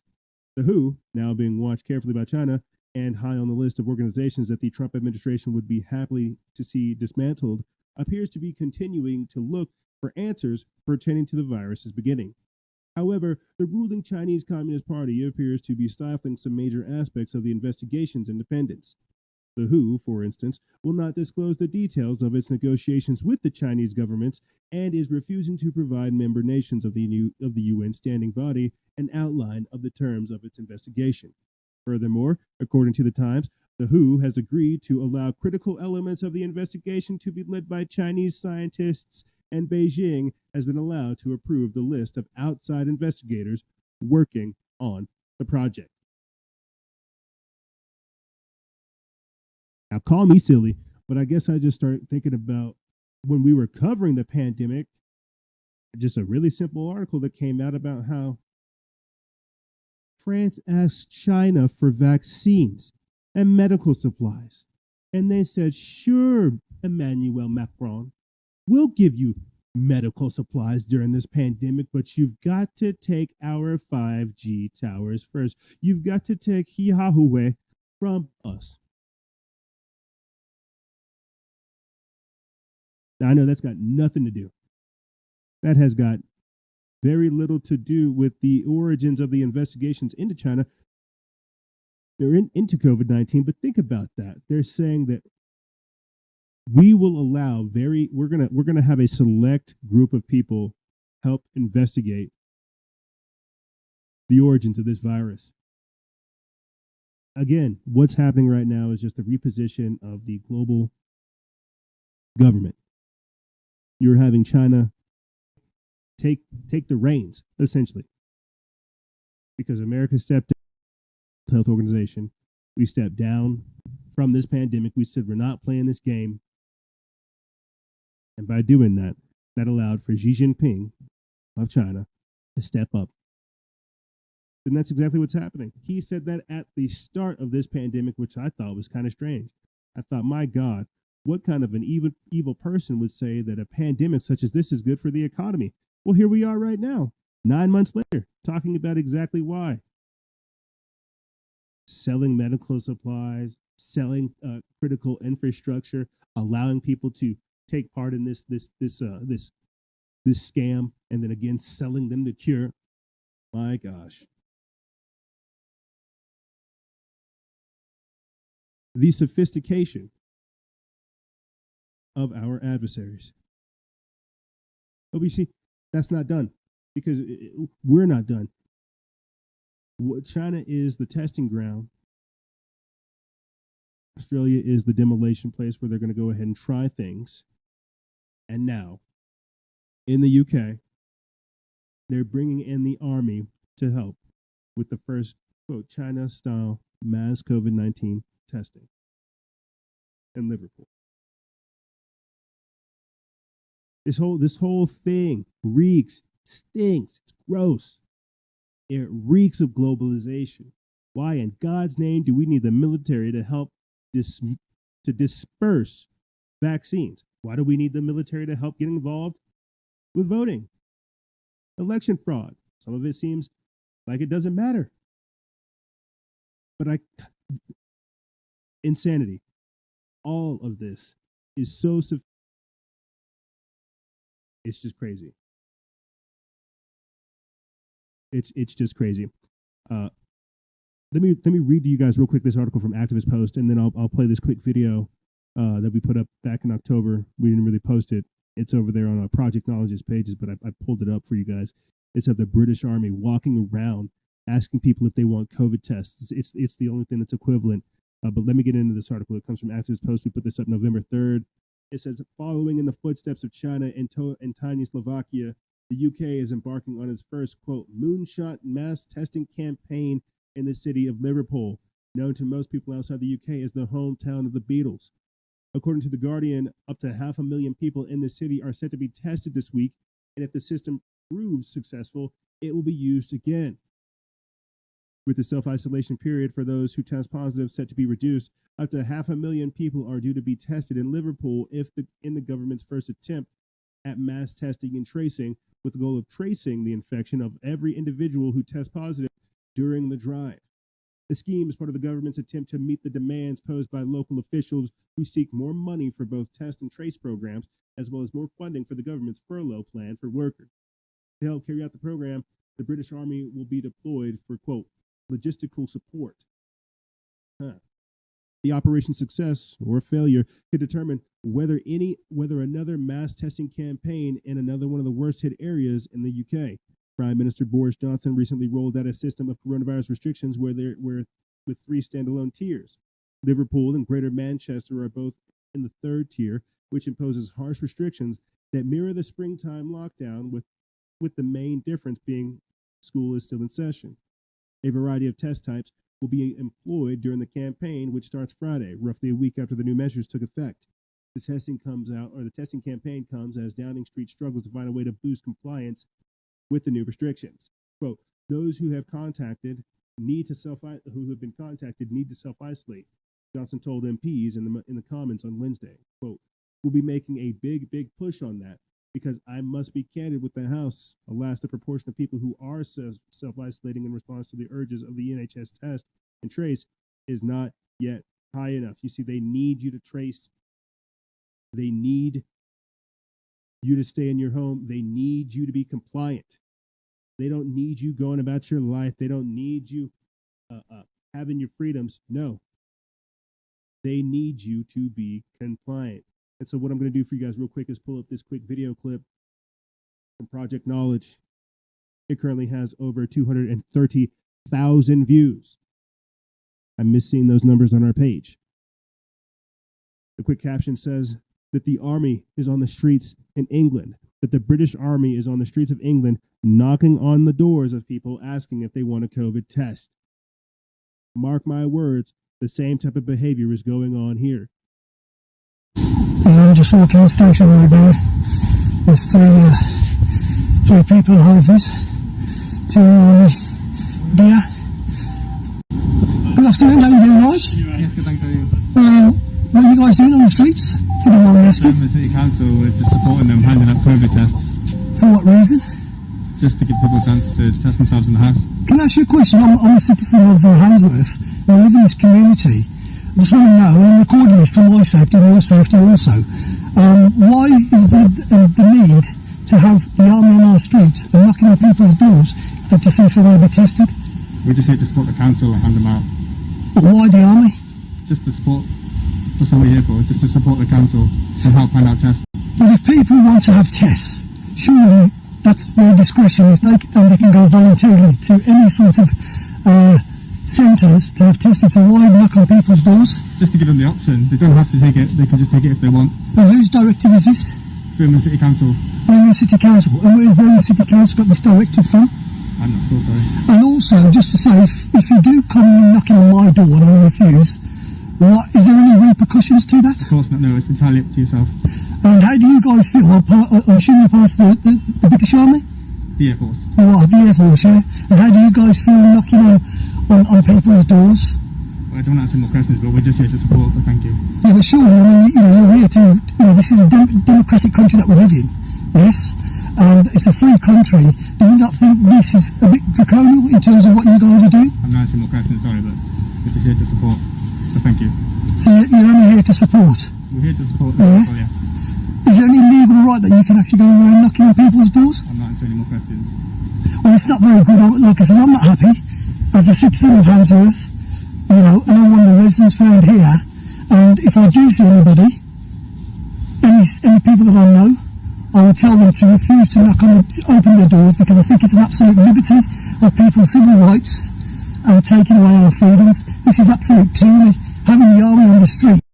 Yeah, having the army on the streets. Now listen, I'm saying, having the army on the streets is absolute tyranny, and you guys really should be absolute tyranny, and you guys really should be ashamed of yourselves doing this. You know that?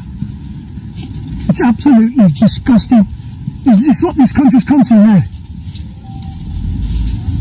Absolutely disgraceful. Knocking on people's doors to ask if they want to be tested. There's nothing wrong with people. If people want to get tested, they can go to these test centres if they want to. This is intimidation. You know that. Absolute tyranny. And mark my words, when we get the words out. Taking orders from on high. Powerful. I'll be sure to put that link in the description bar below, so you guys can go ahead and get yourself, either get yourself a script together, share it with your friends, or get it out there, because people need to know we got rights. We're not going to be treated like this. You can't. This is it. It's almost insane to see this rollout just take place, and to, again, just see the passive compliance and how you again have people encouraging the compliance. Just put your mask on. It was 15 days to slow the spread, and now they're demanding that people begin to self-isolate, or they're going to have to release the army on you. Duh. That's where we're at now. We literally have people getting arrested, standing up for their rights, saying, I don't want to be forcibly injected, or I don't want to have you withdraw blood from my body. When did I become the bad guy? When did I become the bad guy because I don't want people to take the blood from me? Oh, that's the price you pay for living in a civilized society. Is it though? That doesn't really seem like a very civilized society. If you're having to use guns to force your point of view, doesn't sound like it's a viewpoint that I get along with. You're trying to kidnap me, and that doesn't sound like something I'm down for. But again, we don't think that type of stuff's going to happen here in America. Unfortunately, my friends, I have a clip for you. It's already beginning to happen in Texas. Cases in the last 8 days, city officials say they have to take a more aggressive approach. ABC 7's JC Navarrete has a look at the measures the city is taking to get a grasp on COVID-19. He joins us live. JC. That's right, Eric. Saola, knock on your door or a ring of your doorbell are very real possibilities from law enforcement and health officials for anyone not cooperating with the contact tracing process. This as El Paso hits an all-time high in active cases. This is a very concerning situation. We have seen an increase in cases, hospitalizations, and deaths from COVID-19 that is not stopping. City and County Health Authority Dr. Technocrat not mincing words, as the number of active cases has now surpassed 6,000. In the last 8 days, more than 3,000 additional cases were also reported. With the flu season in full swing, officials are now concerned about the spike in hospitalizations. When you combine the influenza plus the COVID, it will overwhelm our healthcare system very easily if we don't take personal responsibility. Texas Governor Greg Abbott has already laid out the benchmarks on what happens if hospitalizations climb above 15%. In which he's going to be implementing restrictions. But nonetheless, we're not going to be waiting for the governor to implement restrictions. We needed to start implementing those restrictions, and our restrictions are going to be stricter. Angela de la Mora, the newly appointed director of the El Paso Public Health Department, saying health officials cannot do their job once the contact tracing process gets combative. They hang up on us, they challenge our authority. In many cases, they tell us that they know better how to take care of their families. We are immediately, with Dr. Ocaranza's assistance, we are issuing health orders that are delivered by a police officer and a public health official to their domicile. We spoke to residents who are frustrated that the situation has not improved in the more than 200 days we've been in this pandemic. It's really frustrating when someone who's been locked down themselves of their own volition, then somehow they get COVID, and it's because out in the world, not everyone is acting that way. And so, yeah, it is really frustrating. Now, officials believe that part of this huge spike that we're seeing right now is due in part to many bars that have converted into restaurants, and some of those establishments just aren't following those health guidelines. So again, tonight, a good reminder to follow the contact tracing process to make your life and everybody else's life easier. Reporting live in West El Paso, Jason Navarrete, ABC7. Thank you, Jason. We just have to be more compliant, don't you know? You need to stop going to bars. You need to stop going to restaurants. You need to stop going outside. You just need to listen. Everybody else around the country is doing it. You just need to go back inside your house. You need to board up all the windows, all the doors. You need to put Black Lives Matter over it, Antifa rocks, right? And you just need to wait until the military is ready to deliver you your ballot and your vaccine shot, okay? I don't understand what the big problem is. I really don't understand why you Americans are fighting back. Listen. Are we going to have to just tighten down the restrictions? Are we going to have to put you in a tier 2 lockdown? All jokes aside, check this out. Quote, "We're not guinea pigs. Brazilians protest Sao Paulo governor's mandatory vaccination push." An article that comes out of Zero Hedge. They put this up November 2nd. And you can bet that's going to happen here. We're just dealing with an election right now, so they don't have time to try to implement all this. But believe you me, they're definitely trying to underneath the cover of the election. I'm very curious to see how that's going to happen. Who knows? We might begin to see people push back with that. You would think that the same way people are able to call out fraud and election meddling is the same way that we could call out fraud with this COVID-19 and this vaccine push. But I guess that's not the case. We have to put out one fire at a time. Let me get into this. It says Western media outlets like the New York Times would have their readers believe that the Brazilian President Jair Bolsonaro is a madman reviled by his own people while attributing his historic electoral victory to some kind of fluke, or even worse, judicial meddling to keep corrupt ex-President Lula from winning another term. The reality, of course, is that Bolsonaro, like President Trump, has a devoted core following who would back him over virtually any challenger. And despite all those reports about Brazil's collapsing healthcare system, more than 300 demonstrators gathered on the main commercial thoroughway in Sao Paulo to protest State Governor João Doria's push for mandatory vaccinations using a vaccine developed by China's Sinovac, not to be mistaken with China's Sinohawk, the company that Joe Biden is involved in. Continuing on, it says Hunter Biden is involved in. Continuing on, it says that the governor has previously backed making immunizations mandatory once vaccines are available to all. The Chief Justice of Brazil's Supreme Court has said that the court will ultimately decide on the issue, though, as Reuters pointed out, a number of vaccines are already obligatory in Brazil, including hepatitis B, which is given to every newborn. Tens of thousands of residents in the city have already received the Sinovac vaccine as the company continues with stage 3 trials in the area. The program seemed to have infuriated the protesters as they waved signs claiming that, quote, "We're not guinea pigs."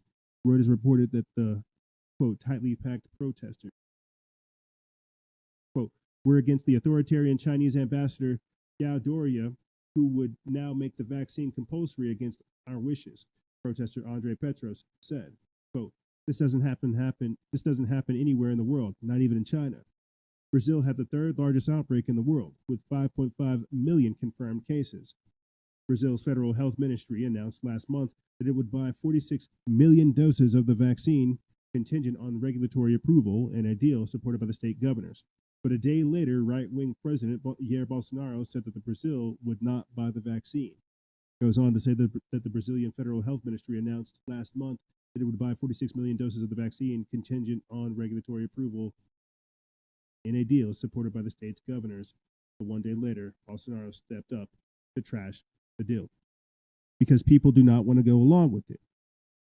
People do not want to be they don't want to be guinea pigs. That's the easiest way to explain it. What did I talk to you about just last week? A couple weeks ago, whenever we covered Johnson & Johnson, AstraZeneca, and some of these other companies, GlaxoSmithKline, who are getting involved with vaccines. They're asking for regulatory flexibility. They're going to be they're going to be exempt from any of the bad stuff that's already starting to happen.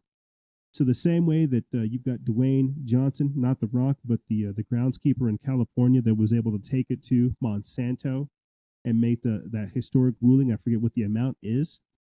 They don't want that for whenever all these other vaccines come out. Yeah, because Dwayne Johnson, the groundskeeper in California, that was able to sue Monsanto because their product Roundup contained glyphosate, which is a cancer-causing element. He developed non-Hodgkin's lymphoma and cancer from it. He sued them and won. They don't want that. These companies, they don't want a Dwayne Johnson.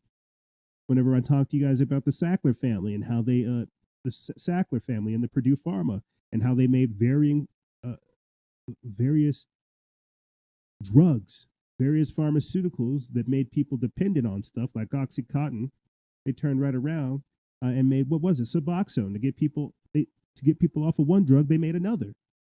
They don't want people to be able to sue for that when it comes to the COVID-19 vaccine. And so they're going to try to have people be guinea pigs. Bill Gates himself has already come out saying that, roughly around 800,000 people are going to be injured for the sake of this vaccine. But that's just the first dose. We're not even talking about the second dose. Understand what these people are telling you. That's why they're making public experimentation cool again.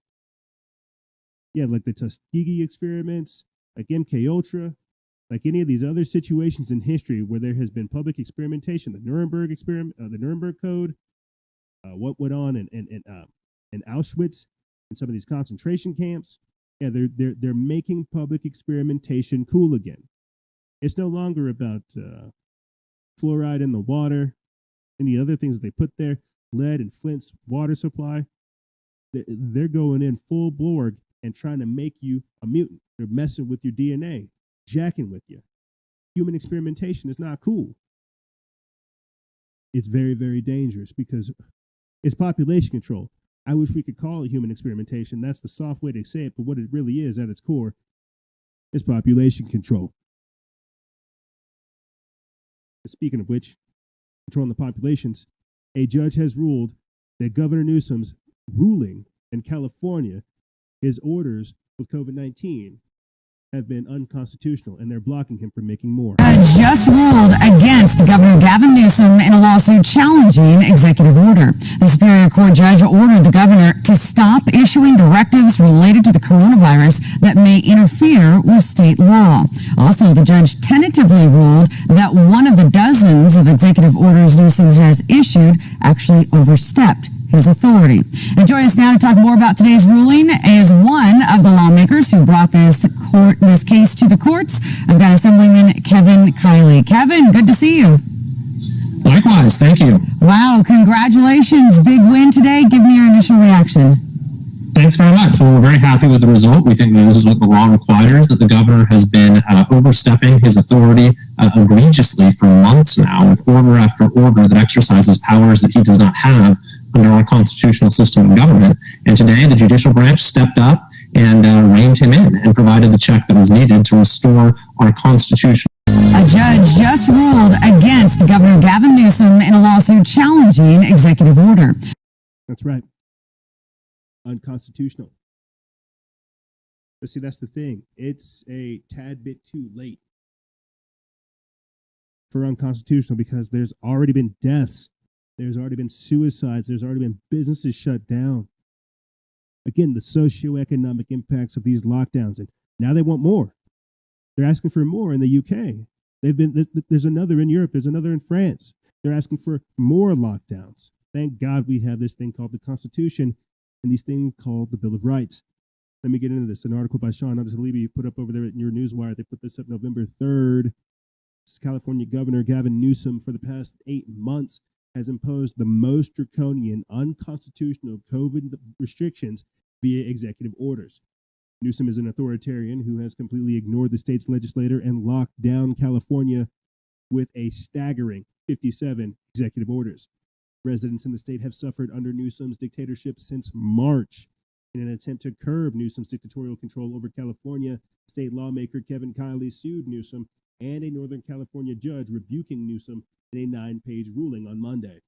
The GatewayPundit.com reports that Sutter County Superior Court Judge Sarah Heckman ruled one of the COVID executive orders issued by Newsom related to mail-in ballots overstepped his authority and encroached on the state legislature. The judge barred Newsom, quote, from exercising any power under the California Emergency Services Act, which amends, alters, or changes existing statutory law or makes new statutory law or legislative policy.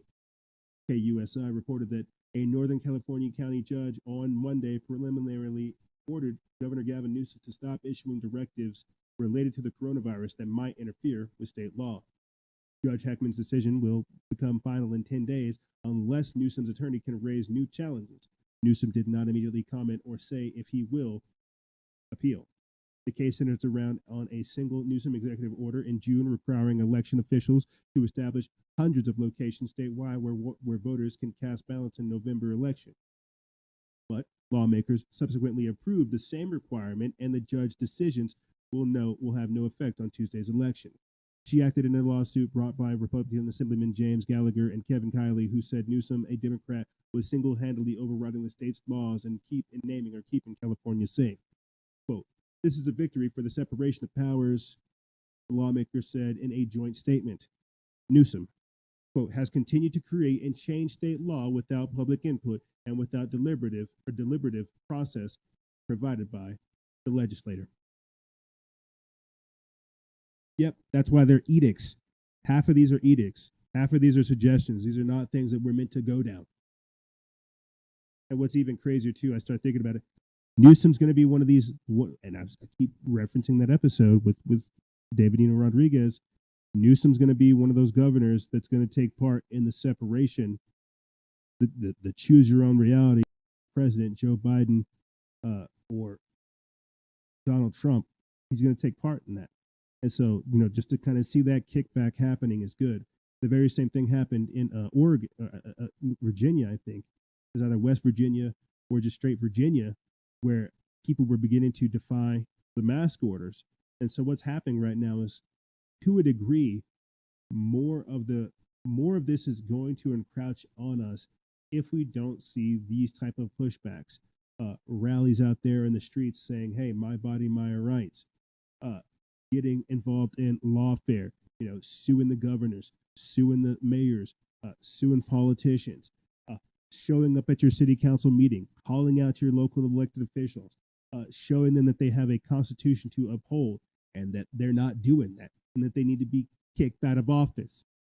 Because what's happening is they're being emboldened by our compliance and our capitulation. Again, All they're asking you to do is to shut down your business, go home for a couple months, put a mask on, board up your windows, put, Black Lives Matter, Antifa, whichever one you prefer on it, and then just wait for the military to deliver your ballots and your vaccines. That's all they're doing. I don't understand what your guys' problem is. Getting back here in reality, an article from Sons of Liberty Media written by Max Labo, they put this up November 3rd. It says the U.S. government is expanding their unlawful COVID-19 vaccine powers. That's right.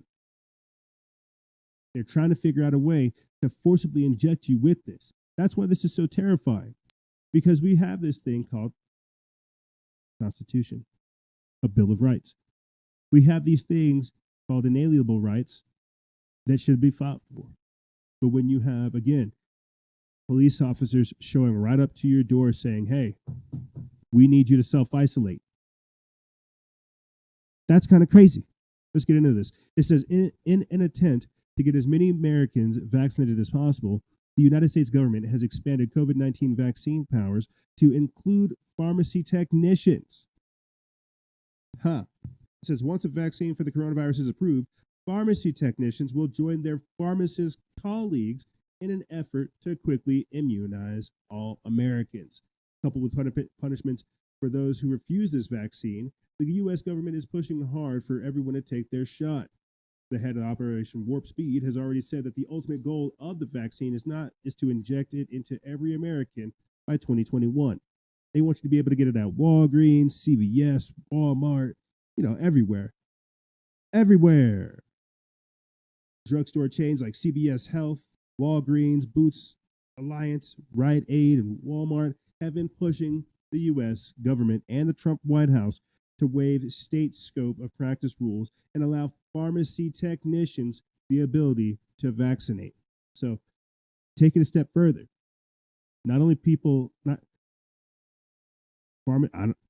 maybe I'm wrong, but I don't think pharmacy techs have to go to school as much as pharmacists. Again, licensed medical professionals, people who have to pass tests, I would prefer for them to administer these type of tests, not somebody that just needs a couple bucks and is working in the pharmacy, probably stealing a couple pills whenever they have the time. I'm not talking smack about pharmacy techs. I'm sure we have a couple that listen, but what I'm trying to say is they're expanding their ability and their scope of influence as well, because it won't just be the white coat cult. It won't just be doctors. It won't just be scientists. It'll be now pharmacy techs, right? And other people who are friends of pharmacy techs saying, hey, I got my shot. Well, did you read the insert? Did the pharmacy tech read the insert? Are they keeping up with the medical literature? Or are they just vestigial arms of this takeover?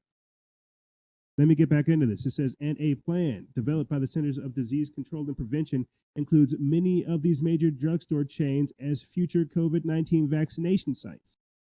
The U.S. Department of Health and Human Services last month issued guidance that, quote, authorizes both qualified pharmacy technicians and state authorized pharmacy interns acting under the supervision of a qualified pharmacist to administer FDA authorized or FDA licensed COVID-19 vaccines to persons ages 3 or older.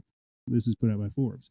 Quote, pharmacists and their staff are critical to the COVID-19 response. Assistant Secretary for Health, Dr.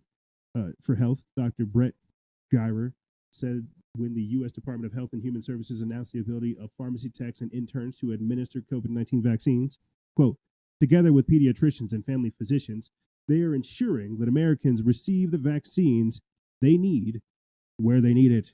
There will be a huge effort to get as many people willingly to take this vaccine once they say it's ready. Mandatory or not, there will be a propaganda push and an attempt to turn those who refuse the vaccine into, quote, public health threats. You refuse this vaccine, your life will be made hellish. Just prepare for it and understand what you're up against if you decide to deny this vaccine that will be rolled out by the military. We're already seeing it now. We are already seeing it now. We're seeing them prepare you with the masks, the mask shaming. That's why you hear people saying, oh, well, we can stop all this mask stuff once the election's over. That is the most foolish thing to say, because that's not going to happen. The same way they said, oh, it's only going to take 15 days to slow the spread. We don't got to self-isolate. And here we are now. Here we are now. I'm starting to sound like one of those conspiracy theorists that sees a conspiracy in everything. Because we're in the season of false flags, the days of misinformation and the polarization, like hysteria. Things are so crazy, you can't blame me. But now, just as soon as we've cleared the election, Dr. Deborah Birx has begun to demand, quote, much more aggressive action to deal with COVID-19. As if it wasn't enough. Again, I have yet to see Bill Gates come out and say, Black Lives Matter. This is an article from SHTF Plan. They put this up November 3rd by Max Labo. It says White House coronavirus advisor Dr. Deborah Birx is also warning that the U.S. is entering the, quote, most deadly phase of this pandemic. Along with head medical tyrant Dr. Anthony Fauci, Birx is saying that a, quote, much more aggressive action is now needed to keep the case counts down. Quote, we are entering the most concerning and the most deadly phase of this pandemic, leading to increasing mortality, Birx said, according to a report by MarketWatch. According to the Washington Post, Dr. Birx issued the internal report early yesterday. Quote, this is not about lockdowns. It hasn't been about lockdowns since March or April. It's about an aggressive, balanced approach that is not being implemented, Birx said in the report, according to the Post. The memo also reportedly warned against any mass gatherings. So protests are right out the window, so are the rallies. Better go ahead and get away from those polling stations. Very, very crazy to see all this stuff go down. That's all I'm saying. Pick your own reality. According to all mainstream media outlets, we should be panicking again and living a full life of fear. Allegedly, according to the propagandists in the mainstream media, new coronavirus cases have spiked in the most states recent weeks, with the daily number of new cases averaging of nearly 83,000 over the past week. Hospitalizations and death rates have also risen, allegedly. Of course, there is no proof of this claim, and independent people and journalists earlier in the year found the, quote, overwhelmed hospital narrative to be a straight-up lie. Over the weekend, Dr. Anthony Fauci told the mainstream media that, quote, we're in for a whole lot of hurt unless drastic action is taken to prevent a coronavirus surge this winter. On Sunday, former FDA Administrator Dr. Scott Gottlieb told CBS News that, quote, things are getting worse around the country, specifically warning that Thanksgiving could be an infection point that leads to an even worse situation in December. Prepare for the, quote, dark winter they keep promising. Probably won't have anything to do with being sick either. This will come down to draconian and tyrannical authoritarianism forced on everyone outside of the ruling class. And I'll say this real quick, and I'll close out this segment, because he got his miracle drug, his human rat hybrid chemical concoction, advanced treatment therapeutics that helped him beat COVID. Everybody else doesn't have access to that. They don't have access to those Regeneron pharmaceuticals. They don't have access to these chemical cocktails. I got access to sunlight, water, and a couple pharmaceuticals, like, not even pharmaceuticals, they're like nutraceuticals and vitamins and supplements. It's like vitamin D3 and zinc, selenium, iodine, magnesium, silver, and stuff like that. Everybody doesn't have access to these types of things. And unfortunately, my grandfather didn't die of COVID earlier this year, but there are people who have family members who are unable to get the treatment that they need because of the priority that's given to these so-called overwhelmed hospitals that do have COVID patients. And so those people are dying. And so this pandemic, it really has brought a lot of terrible things about our society, our culture, our time, our medical healthcare system, and more. It's brought it all to the surface. And now they say even more aggressive action is necessary.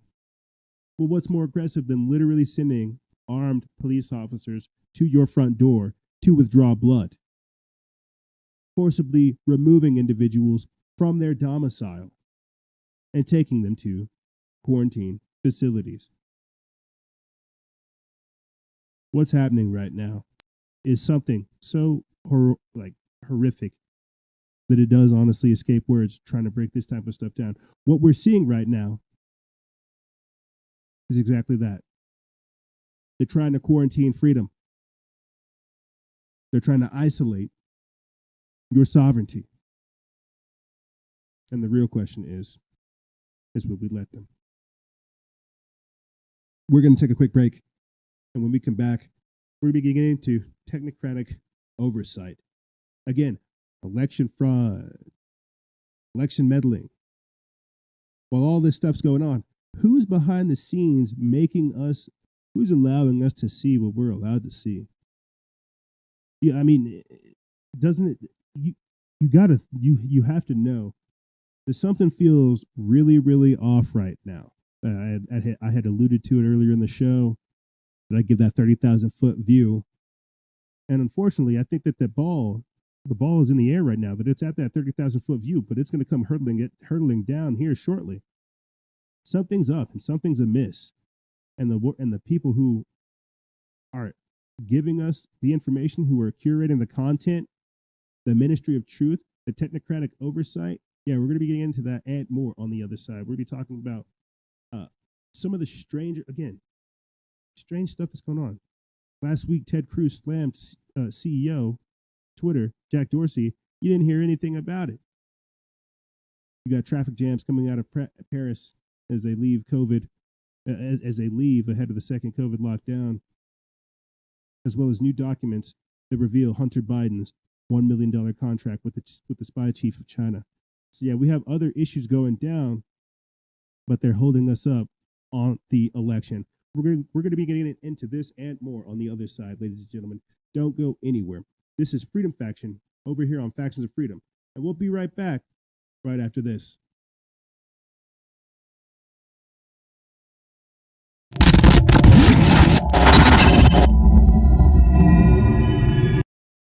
I learned a lot. And I learned that, I learned a lot.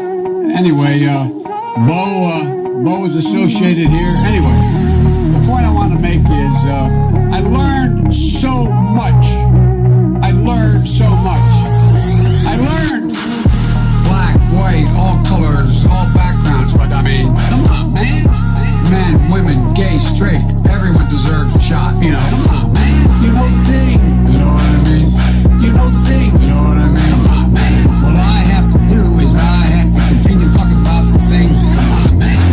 I came down here because I remember the first bumper sticker I saw. I learned that I got hairy legs that turned blonde in the sun.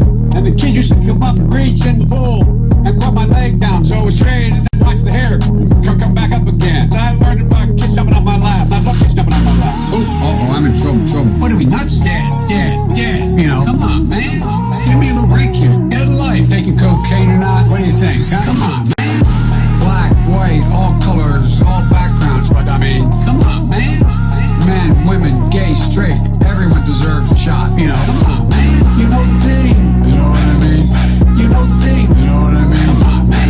You have a problem figuring out whether you're from me or Trump, and you ain't black. Come on, man. The corn pop was a bad dude, and he ran a bunch of bad boys. I can hardly wait to meet with that guy who is the stable genius. Come on, man. I am very willing to let the public judge my physical and mental my physical as well as my mental fitness. Come on, man. Poor kids are just as bright and just as talented as white kids, wealthy kids. Come on, man. I mean, come on. Take a look at the record. I know a lot of weed smoking. Come on, man. Black, white, all colors, all backgrounds. But I mean, come on, man. Men, women, gay, straight, everyone deserves a shot. You know, come on, man. You know the thing. You know what I mean?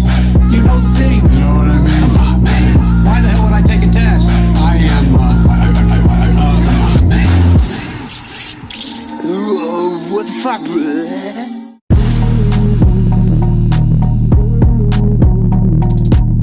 In a world where secret powers are in play, where nothing is as it seems, One brand of clothing gives crusaders of truth a voice. One brand in the fight against terror, deceit, and destruction. We are not merchants of fear. We are not a parody of free thinkers. It was almost like they ignored it because they wanted it to happen. I occasionally think how quickly our differences worldwide would vanish if we were facing an alien threat. This season, get ready to awaken the masses. Forget the politicians. Politicians are put there to give you the idea that you have freedom of choice. You don't. You have no choice. You have owners. They own you. Forbidden clothes. Because if you know, you know.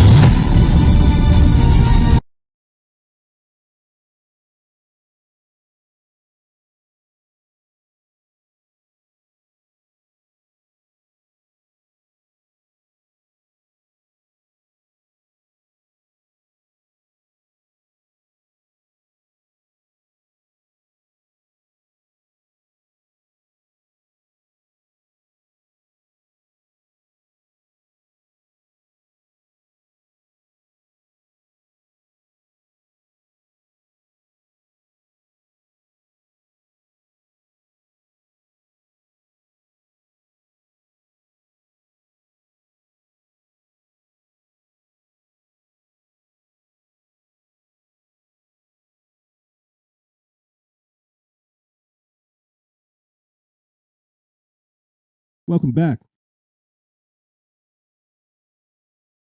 Welcome back. You know, I can't help but think again of just how wild stuff like has gotten in such a short amount of time too. That it literally feels like these days like we're living in a new world order. I think that's the easiest way to describe it. I saw a video. I shouldn't laugh because this guy was like generally concerned, and he had every right to be concerned.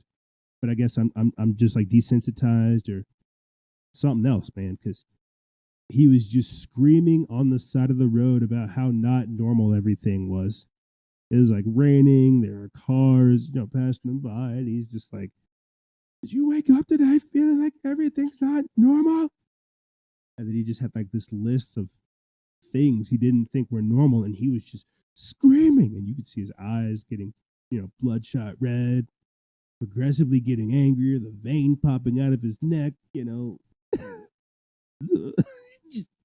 it's not normal. And he's right. He's 1,000% correct. It's not normal. A lot of what we see right now is not normal. Unfortunately, everybody has a different coping mechanism. And with that being said, thank you, ladies and gentlemen, for tuning into this edition of Factions of Freedom. This segment, Technocrat Oversight. Now, that's kind of like a vague thing. Technocrat Oversight, I think the easiest way for me to summarize this is all of this stuff is going down. They're going to give us drugs. They're going to give us distractions. They're going to give us scumbaggery and all this other stuff. Like, here, kids, play with these things while we reshape the global order. Technocratic oversight. Hey, kids, here's your phone. Get upset, get happy, get sad, entertain yourself with this. Shut up, the grown folks is talking type stuff. I know that kind of sounds rude and abrasive and abrupt, but that's about where things are at right now. A good, decent portion of the population is brainwashed, indoctrinated, radicalized, and waiting for some type of event to pop off, and the election gives them everything they need. When I tell you that people have been broken, disenfranchised from their power, put into a position to where their things aren't well, we are on a powder keg of problems, and things are about to explode. And so the best way to keep that swelling taking place is to is to break them off a little bit, give them some drugs, man. Let them play with this, give them some red meat, let them get distracted, because we'll need them for other things here shortly, but let's just keep them close. I had alluded to it in the previous episode with you guys, that they don't need to take everything forcefully. They don't need to come with guns. What they need to do is they need to take your mind. Yeah, that's how it works. If they can get you to give over your mind, if they can get you to give over your thought process, be obedient, compliant, the best way you know how, well, then you'll give it over yourself. Heck yeah. And that's exactly what they want. But see, that's the thing. We don't know what we're giving over. We don't know what we have. Now I'll say this, and I'll transition into our first article for this episode, for this segment. I know what I have. That's why I've tried to talk to you guys about it in a roundabout way, that Instagram is censoring us. We hardly get we hardly get over 100 likes on some things, hardly 1,000. No one's seeing any of what we're doing. That's why we've got to innovate and adapt, improvise, and overcome. I know what we got, and that's what I'm trying to do, is trying to protect this house that you have built. But with that being said, let me go ahead and get into this article right here. Like I said last week, Senator Ted Cruz slammed Jack Dorsey of Twitter, saying, "Who the hell elected you?" Dorsey, who the hell elected you and put you in charge of what the media are allowed to report and what the American people are allowed to hear? And why do you persist in behaving as a Democratic super PAC, silencing views to the contrary of your political beliefs? Let's give Mr. Dorsey a few seconds to answer that, and then we'll have to conclude this segment. Well, we're not doing that. And this is why I opened this hearing with calls for more transparency. We realize we need to earn trust more. We realize that more accountability is needed to show our intentions and to show the outcomes. Thank you, so Senator. I hear the concerns and acknowledge them, but we want to fix it with more transparency. Dorsey. Americans are tired of the bias and the censorship from social media companies like Facebook and Twitter. So leaders in the Senate held a hearing today, literally last Thursday, to let the CEOs of the two big tech giants know as much. And during the hearing, pro-life Senator Ted Cruz let Twitter CEO Jack Dorsey have it, telling him in no certain terms that Americans never made any decision allowing him to censor what news appears on the social media platform. What have I been alluding to throughout the entirety of this episode? That you want to talk about who's interfering with our elections? It's the technocrats. You could say the Chinese, you could say the Russians, you could say we have domestic and foreign interference, for sure. But the real people interfering with our election, doing the election meddling, are the technocrats. Yeah, I said this earlier this week. Whenever you kick off and you silence all the Trump supporters and you allow all the Biden supporters on a platform, well, you're talking to an echo chamber. Of course it's going to be unbalanced. Again, that's what I'm saying. Trump won, but social media and the media are going to go ahead and give it to Biden. You see. But see, did we even hear anything about that? About Mark Zuckerberg and Jack Dorsey testifying? That's how crazy these things are these days. We literally have CEOs of the two biggest big tech companies testifying in court, but you don't hear a word of it because of the election taking over. This is why, unfortunately, whenever somebody like President Xi Jinping of China says that the U.S. is on the verge of having a political fallout, they're not that far off. You see, because this is that corporate globalist communist takeover where, with an authoritarian fascist tip to it. This is the technocracy. This is the corporatocracy.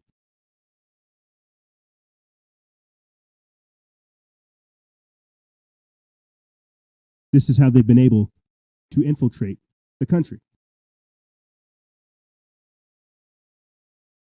You see, because they have moved over to China. China's beginning to position itself as a world power. Technocratic oversight, again, blame everything on the Russians. Don't acknowledge what's going on with China at all. Isn't that like an ingenious angle? Let me get into this again, because I think it's really important for this to set the tone. China predicts the fall of the U.S. political system. An article written by your Newswire over there by Sean Anatolabi. It says that the Chinese state media predicts that the U.S. political system as we know it is about to collapse in a grim assessment of this week's election. Quote, the decline of the U.S. politics in 2020 is destined to be recorded in history, wrote China's state-run Global Times. The outlet cited gun and ammunition purchases as evidence that a civil war is looming. The decay is first manifested by the embarrassing situation. Effective governance in the U.S. is relatively or absolutely insufficient. The government's responsibility to provide society with the necessary public goods to cope with the impact and challenges of a crisis is absent. People are seeing strange and even contradictory signs. The U.S. has the most developed medical technology and system that can, quote, cure a 74-year-old white elderly man, U.S. President Donald Trump, infected with the novel coronavirus in just 3 days. Yet this same country, with about 4% of the world's population, contributes to more than 20% of the world's COVID-19 mortality. This kind of comparison makes the decline of the U.S. government's capabilities, in the face of the public crisis caused by the novel coronavirus epidemic. The U.S. government can hardly take any effective measures to counter and control the disease. For the U.S., which has already regarded itself as the only superpower after the end of the Cold War, the leader of the international system and the defender of the Western free world, this is clearly a shock to its system. Breitbart.com reports that the Chinese Communist editorial repeatedly mentioned historian Francis Fukuyama, alluding to his book Political Order and Political Decay, from the Industrial Revolution to Globalization of Democracy, written before the last election. It goes on to say that the Chi-Coms most likely fell in love with Fukuyama because he fervently criticized Trump's response to the Wuhan coronavirus pandemic, bolstering Beijing's favorite talking point.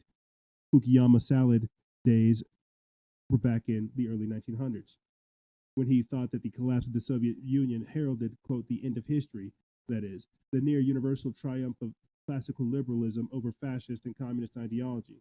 Today, he is quoted to bash Trump and the rising fascist global hegemon that markets itself as a communist superpower, while classical liberalism is dying around the world, struck down by China's coronavirus.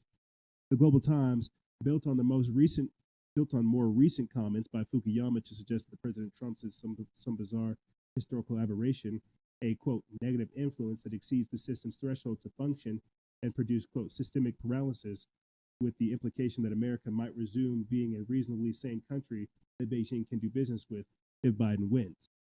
Another Global Times editorial asserted China is serenely confident of its growing power and will, quote, focus on its own development instead of expecting the next U.S. president to, quote, fix bilateral ties. Chinese citizens supposedly are not even discussing the American election on the heavily censored social media platforms their government permits them to use. The Global Times quoted the, quote, Chinese experts who praised the resiliency of China's economy after the coronavirus and dismissed the U.S. election as just a show. Our election is seen as just a show. Unfortunately, are they wrong? And again, trumping in the technocracy, aligning up all of these other corporate, communistic, globalist organizations with America, a sort of fascistic approach to where they're able to assume control technologically. This is nuts. This is literally nuts. And what's happening right now, I don't want to say it's an overwrite of the Constitution, of the Bill of Rights, of the so-called American way of doing things. But what else would you describe it as? How sophisticated is this? Where are we going to be by next week? You see, whenever all this went down, I thought, well, heck yeah, they could do this in China because they have a very compliant population. But what have I been saying throughout the entirety of this team? That we have been infected with not only the virus, but authoritarianism, draconian behaviors that now affect every single thing that we've done, that are beginning to affect every aspect of our lives. Now you have Michigan Governor Whitmer going full Orwell, demanding the names and the phone numbers for all restaurant customers. That's right, people who were going to restaurants because of COVID-19. You better go ahead and give them your information. You might have noticed that if you're going out to these so-called bars and restaurants, you have to leave your contact information at the door.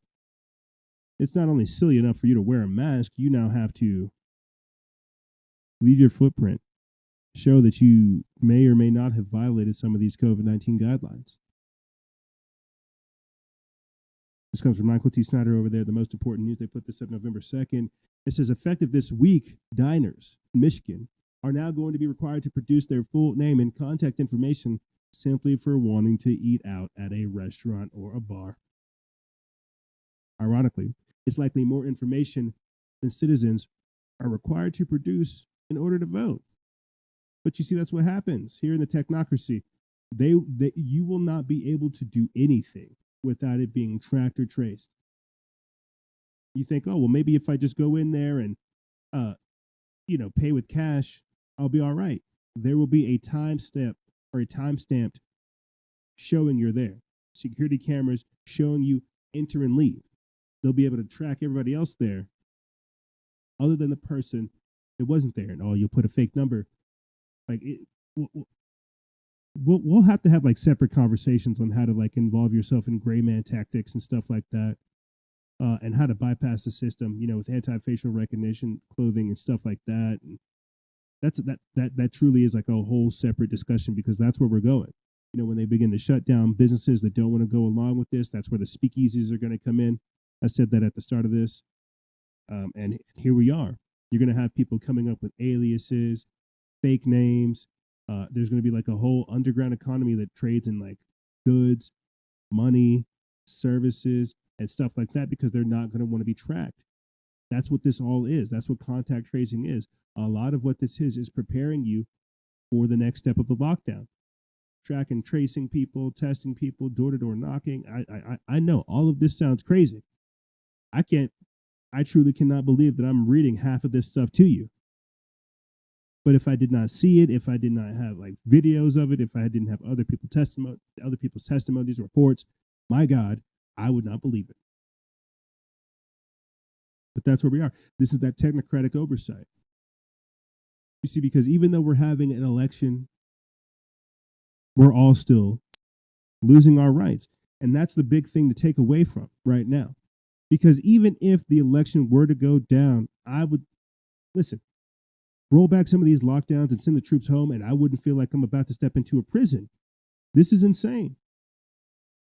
And unfortunately, we don't have time to get into what happens if they take out Donald Trump. Who are they going to install? Who's going to be the interim president, right? That type of stuff. Again, technocratic oversight to where we're just ruled by a shadowy organization, and they just have Donald Trump or Kamala Harris up there as a vestigial puppet. This is crazy. But it legitimately starts with this type of stuff here. And we're in the beginning phases of that.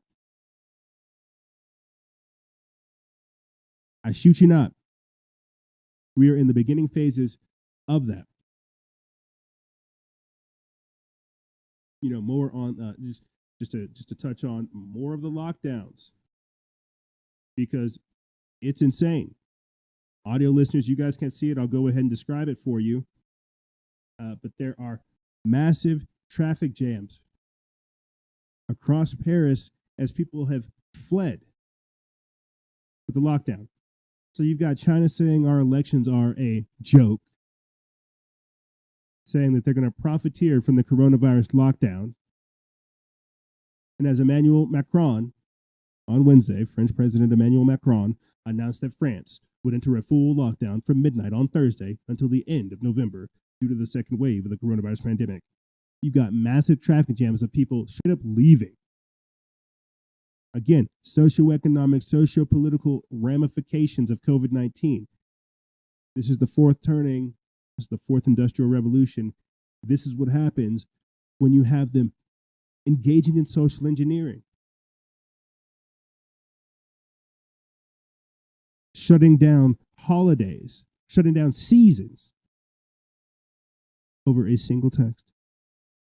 You know, I gotta put a pause on this right quick, because earlier this week we had we were doing a live, and Kalinda of Massage Therapy, Rotterdam, I think that's where she is, Rotterdam. I'm probably sure I got that wrong, but we had somebody from across the great pond ask us, how is it that you Americans can do this? And you know, when you listen to the episode, the question she's really asking is, my God, why are you Americans getting so fired up about this election? I've never seen it before. You know, for such a free country, we are very, very involved in electing a slave master and electing somebody to tell us what to do. She had this crazy like thought process on like, what's up with it? And the only thing I could think to say right off the back of my head is cancel culture. COVID-19 has created like a weird statist government worship culture. It's like inverted us. It's like people were aware of the left-right paradigm. COVID happened, and now we're just begging government to not lock us down even harder. And now you have us literally worshiping the election as if it's a holiday. You have people no longer celebrating Halloween. I doubt people will celebrate Thanksgiving or Indigenous Peoples Day, right?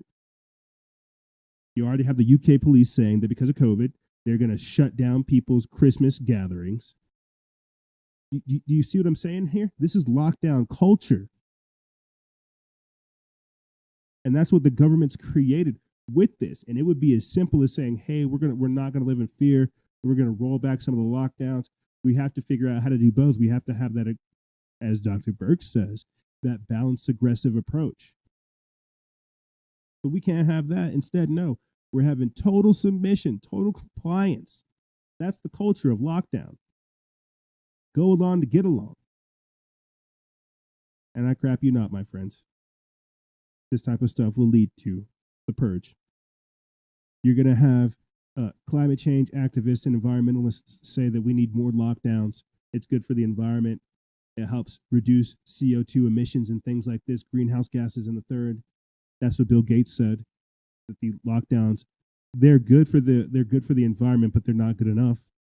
You understand where I'm going? That's what I mean by lockdown culture, and how that's also an aspect of how COVID-19 is also an aspect of cancel culture, how they're canceling everybody's culture. That's why they're saying this is a great opportunity to introduce the global government. All of this stuff is crazy. And as we see all these things happening, all these changes taking place, revolutions happening, people waking up, fighting back against a tyrannical government that wishes to keep them enslaved, you now have Oregon becoming the first state to decriminalize hard drugs like heroin and cocaine.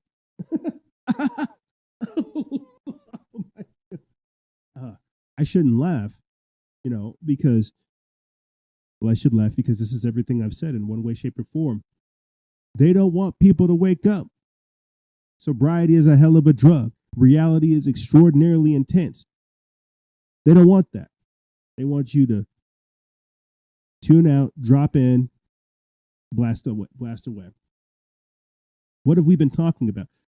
What have we been talking about throughout the entirety of the lockdown? With the opioid epidemic, the overdoses, the alcoholism, all these things. Hell yes. People are going to say, you know what? We need harder stuff. We need harder things. Of course, in 2020, they would make these drugs free. They would make them easily accessible.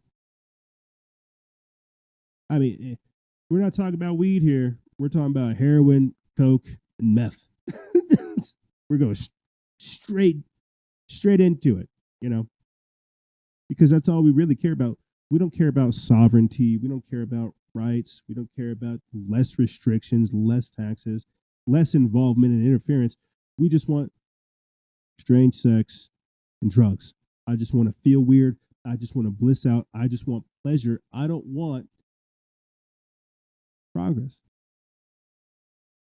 This is all very crazy to me.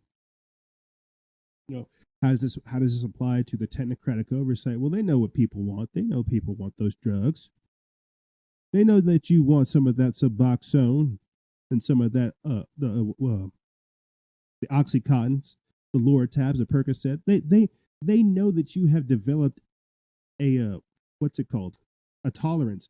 They know that you've developed a tolerance to the Adderall and that it's not having an effect. They know that fentanyl is causing all these overdoses. Shucks, we got to start decriminalizing harder drugs, giving people access to things like mushrooms. You see, because again, I'll say this and start getting into this article. This is one of the angles that people aren't hearing me on when I talk about the mushrooms and things like this. I don't have a problem with the therapeutic benefits of things like mushrooms, psilocybin mushrooms, MDMA, and things like that. What I have a problem with, my friends, is how, again, people are developing a dependence and just said the word. They're developing a dependence and a tolerance, there you go, to Adderall, to these over-the-counter drugs. So they need things like this to have people do it themselves. I think it was Aldous Huxley.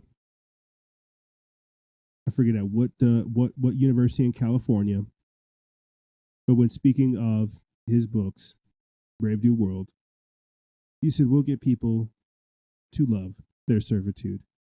And with drugs like this, that's exactly the point. Let me get into this. We put this up November 4th. It's by Ricky Scapari over there in Times Headlines. It says, while everyone is holding their breath and waiting for the outcome of the presidential election, Oregon has just become the first state to decriminalize hard drugs like heroin, cocaine, and meth in a 59 to 41% vote, according to a report from Fox News. And so the report details that the Drug Addiction Treatment and Recovery Act will transition the Oregon's drug policy from a punitive criminal approach to a, quote, humane, cost-effective approach. People suffering from addictions are more effectively treated with healthcare services than with criminal punishments, the bill reads. I'd say that's appropriate. Quote, a healthcare approach includes a health assessment to figure out the needs of people who are suffering from addiction, and it includes connecting them to the services they need. Drug users in the state will no longer be considered criminals, but instead, Oregon will now offer them addiction services funded by marijuana tax revenue, which is more than $100 million a year state. The report went on to state that the only small amounts of drugs that are decriminalized, such as 1 gram of heroin or MDMA, 2 grams of cocaine or methamphetamine, 12 grams of psilocybin mushrooms, and 40 doses of LSD, oxycodone, or methadone. Criminal penalties for possession of these amounts will now be replaced with a fine of up to $100, which can be waived if the user is evaluated at an addiction recovery center. So don't worry if they catch you with the drugs, you're fine. $100, you'll be all right. $100 for like a couple of grams of all that stuff, man, you'll be okay. You pay that super easy. Duh. But it's the fact of the matter that drugs are the only clear winner of this year's election. We all lost. That Americans lost. The only thing you gained was the ability to go do drugs about it. Real talk. That's like the one thing they didn't shut down because of COVID. You can still go get liquor. You can still go get herb. And apparently, if you go to one of these addiction recovery centers, you can get heroin, you can get meth, you can get crack cocaine, my friends. So, hey, don't worry about the country. Just go get your drugs. And I hate to sound like a jerk. I really do. But this shows you, again, where we're able to rally around. We can all agree on drugs, heck yeah. But an effective way to limit the interference of government and the involvement of one's in someone's life? No, we can't do that. We don't want to offer people too much freedom. They might legalize marijuana with it. Oh my God. I need to stop being a jerk. Because again, how does this apply to technocratic oversight? This is the easiest way for them to pacify the population. I heard somebody saying that if Trump said he was going to legalize marijuana and drugs, he'd win. I don't know if that's racist or if that's catchy, but you get what I'm saying. Our priorities are bass backwards. Bass backwards. We're not thinking straight. Probably because of all the drugs. Probably because of all the drama, all the politics, all the stress, all the confusion, all the misinformation, the misleading messages from both local officials, state officials, and federal officials. Heck yeah, we would have to be a drugged up, drugged out population to be sitting down, going along with this. Yeah, no person in their right thinking mind would be going along with half of what we're talking about. But you know who else isn't in their right mind that's going along doing whatever it is that they're doing? Hunter Biden. Yeah, because we're going to go ahead and start wrapping this stuff up for you. Hunter Biden. So outside of them screwing over your brain, laughing at our elections, stealing it, meddling with it, disrupting our critical infrastructure, laughing at our government, our system of doing things, threatening to get the United Nations involved. This is where we're at, to where we can't even get a crack smoking, drug addicted, creepy pedophile like Hunter Biden behind bars. Oh, my bad. Robert Hunter Biden. You know, unfortunately, we don't even have time to get into this scumbag. We really don't. I was just trying to connect, that this guy's addicted to cocaine. He's doing all kinds of drugs. Yeah, you know what? Here, let me just go ahead and give you like a quick synopsis of what this article goes over and how Hunter Biden's laptop has been labeled a national security nightmare. It says that the material, none of which was encrypted or protected by anything, as basic as a two-factor authentication, like it's just basic information that was on his laptop, was Joe Biden's personal mobile number and 3 private emails, as well as the name of his Secret Service agents. Crack. Mobile numbers for former President Bill Clinton, his wife Hillary, and almost every member of former Barack Obama's cabinet. Crack. A contact database of 1,500 people, including actress Gwyneth Paltrow, Coldplay singer Chris Martin, former presidential candidate John Kerry, and ex-FBI boss Louis Frey. This is all stuff that was just readily accessible on this guy's laptop. That again, you're hearing no word of, and they want to give this country over to Joe Biden with a crackhead of a son with this type of stuff having access to it. Continuing on, it says personal documents, including Hunter's passport, his driver's license, which you're seeing right there from the District of Columbia. When did they issue this? I don't think it has an issuance date. It says he was born on the 70th. It expired in 2017. It says that it still has his driver's license, social security card, credit cards, and bank statements. And the last thing is details of Hunter's drug and sex problems, including a $21,000 bill spent on one live cam porn website and selfies of him engaging in sex acts and smoking crack cocaine. Yeah, I'll put the link for that in the description bar below, because they do a pretty good job breaking down how much of a scumbag he is, how stupid he is, and how it's basically like him trying to get himself caught. He might as well have gotten himself caught. I don't know what in God's name he thinks he's doing. Technocratic oversight. So if I'm just able to casually read to you the contents of this man's laptop, why is he not locked up? He's been named in a criminal case with his father. Maybe this shouldn't be technocratic oversight. Maybe it should just be technocratic influence, showing you how much corruption people are complicit in and how much evil it's going to summon. I mean, my God, this is what's happening. If these guys don't get in trouble, if they aren't held to some sort of standard or some sort of justice, what else do you think they're going to carry out? You've got basically Jack Dorsey and Mark Zuckerberg holding the entire world hostage, manipulating the point of views and curating content, choosing to show people things. And we can't even say, we can't even bring them to justice. Our country is about to burn due to this. Not only the corruption that is systemic and still ongoing, but the fact that justice can't even be administered because of it. Maybe President Xi Jinping was right. Maybe Trump literally created systemic paralysis because of all the things he's doing. I'm not sure. But what I do know, and what does terrify me, is that it's not going to end today. It's not going to end tomorrow. It's not. They said it was going to end the election. I don't think so. I don't think it'll end on January 20th either. Because it's that same old saying, team, order ab chaos.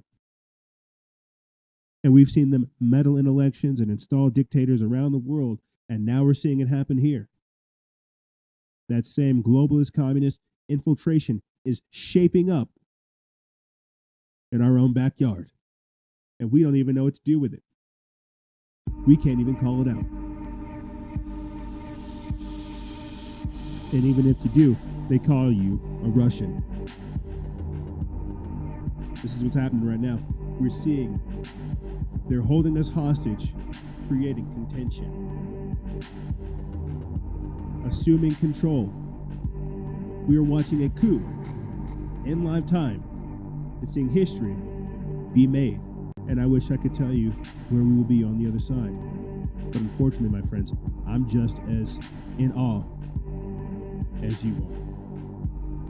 Ladies and gentlemen, this is American Contention, Quarantining Freedom, and Technocrat Oversight.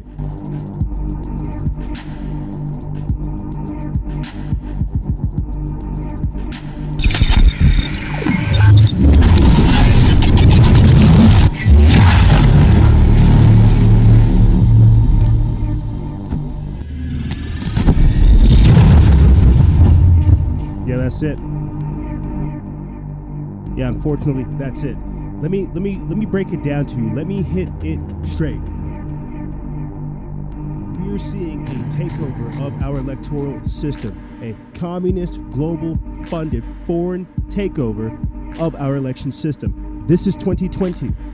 Make no mistake about it. This is the Technocrats. This is the New World Order. And this is what we're up against. However, ladies and gentlemen, that's all I really have for you guys and gals. I know, I barely scratched the surface. By next week, I'm sure I'll have a much different analysis and a much different approach. However, for now, that's all I really have for you guys and gals. If you have any questions, feel free to email me. I'll have it in the description bar below. And as always, guys and gals, stay vigilant, expose lies, and share truth. This is Noisera, Freedom Faction, out.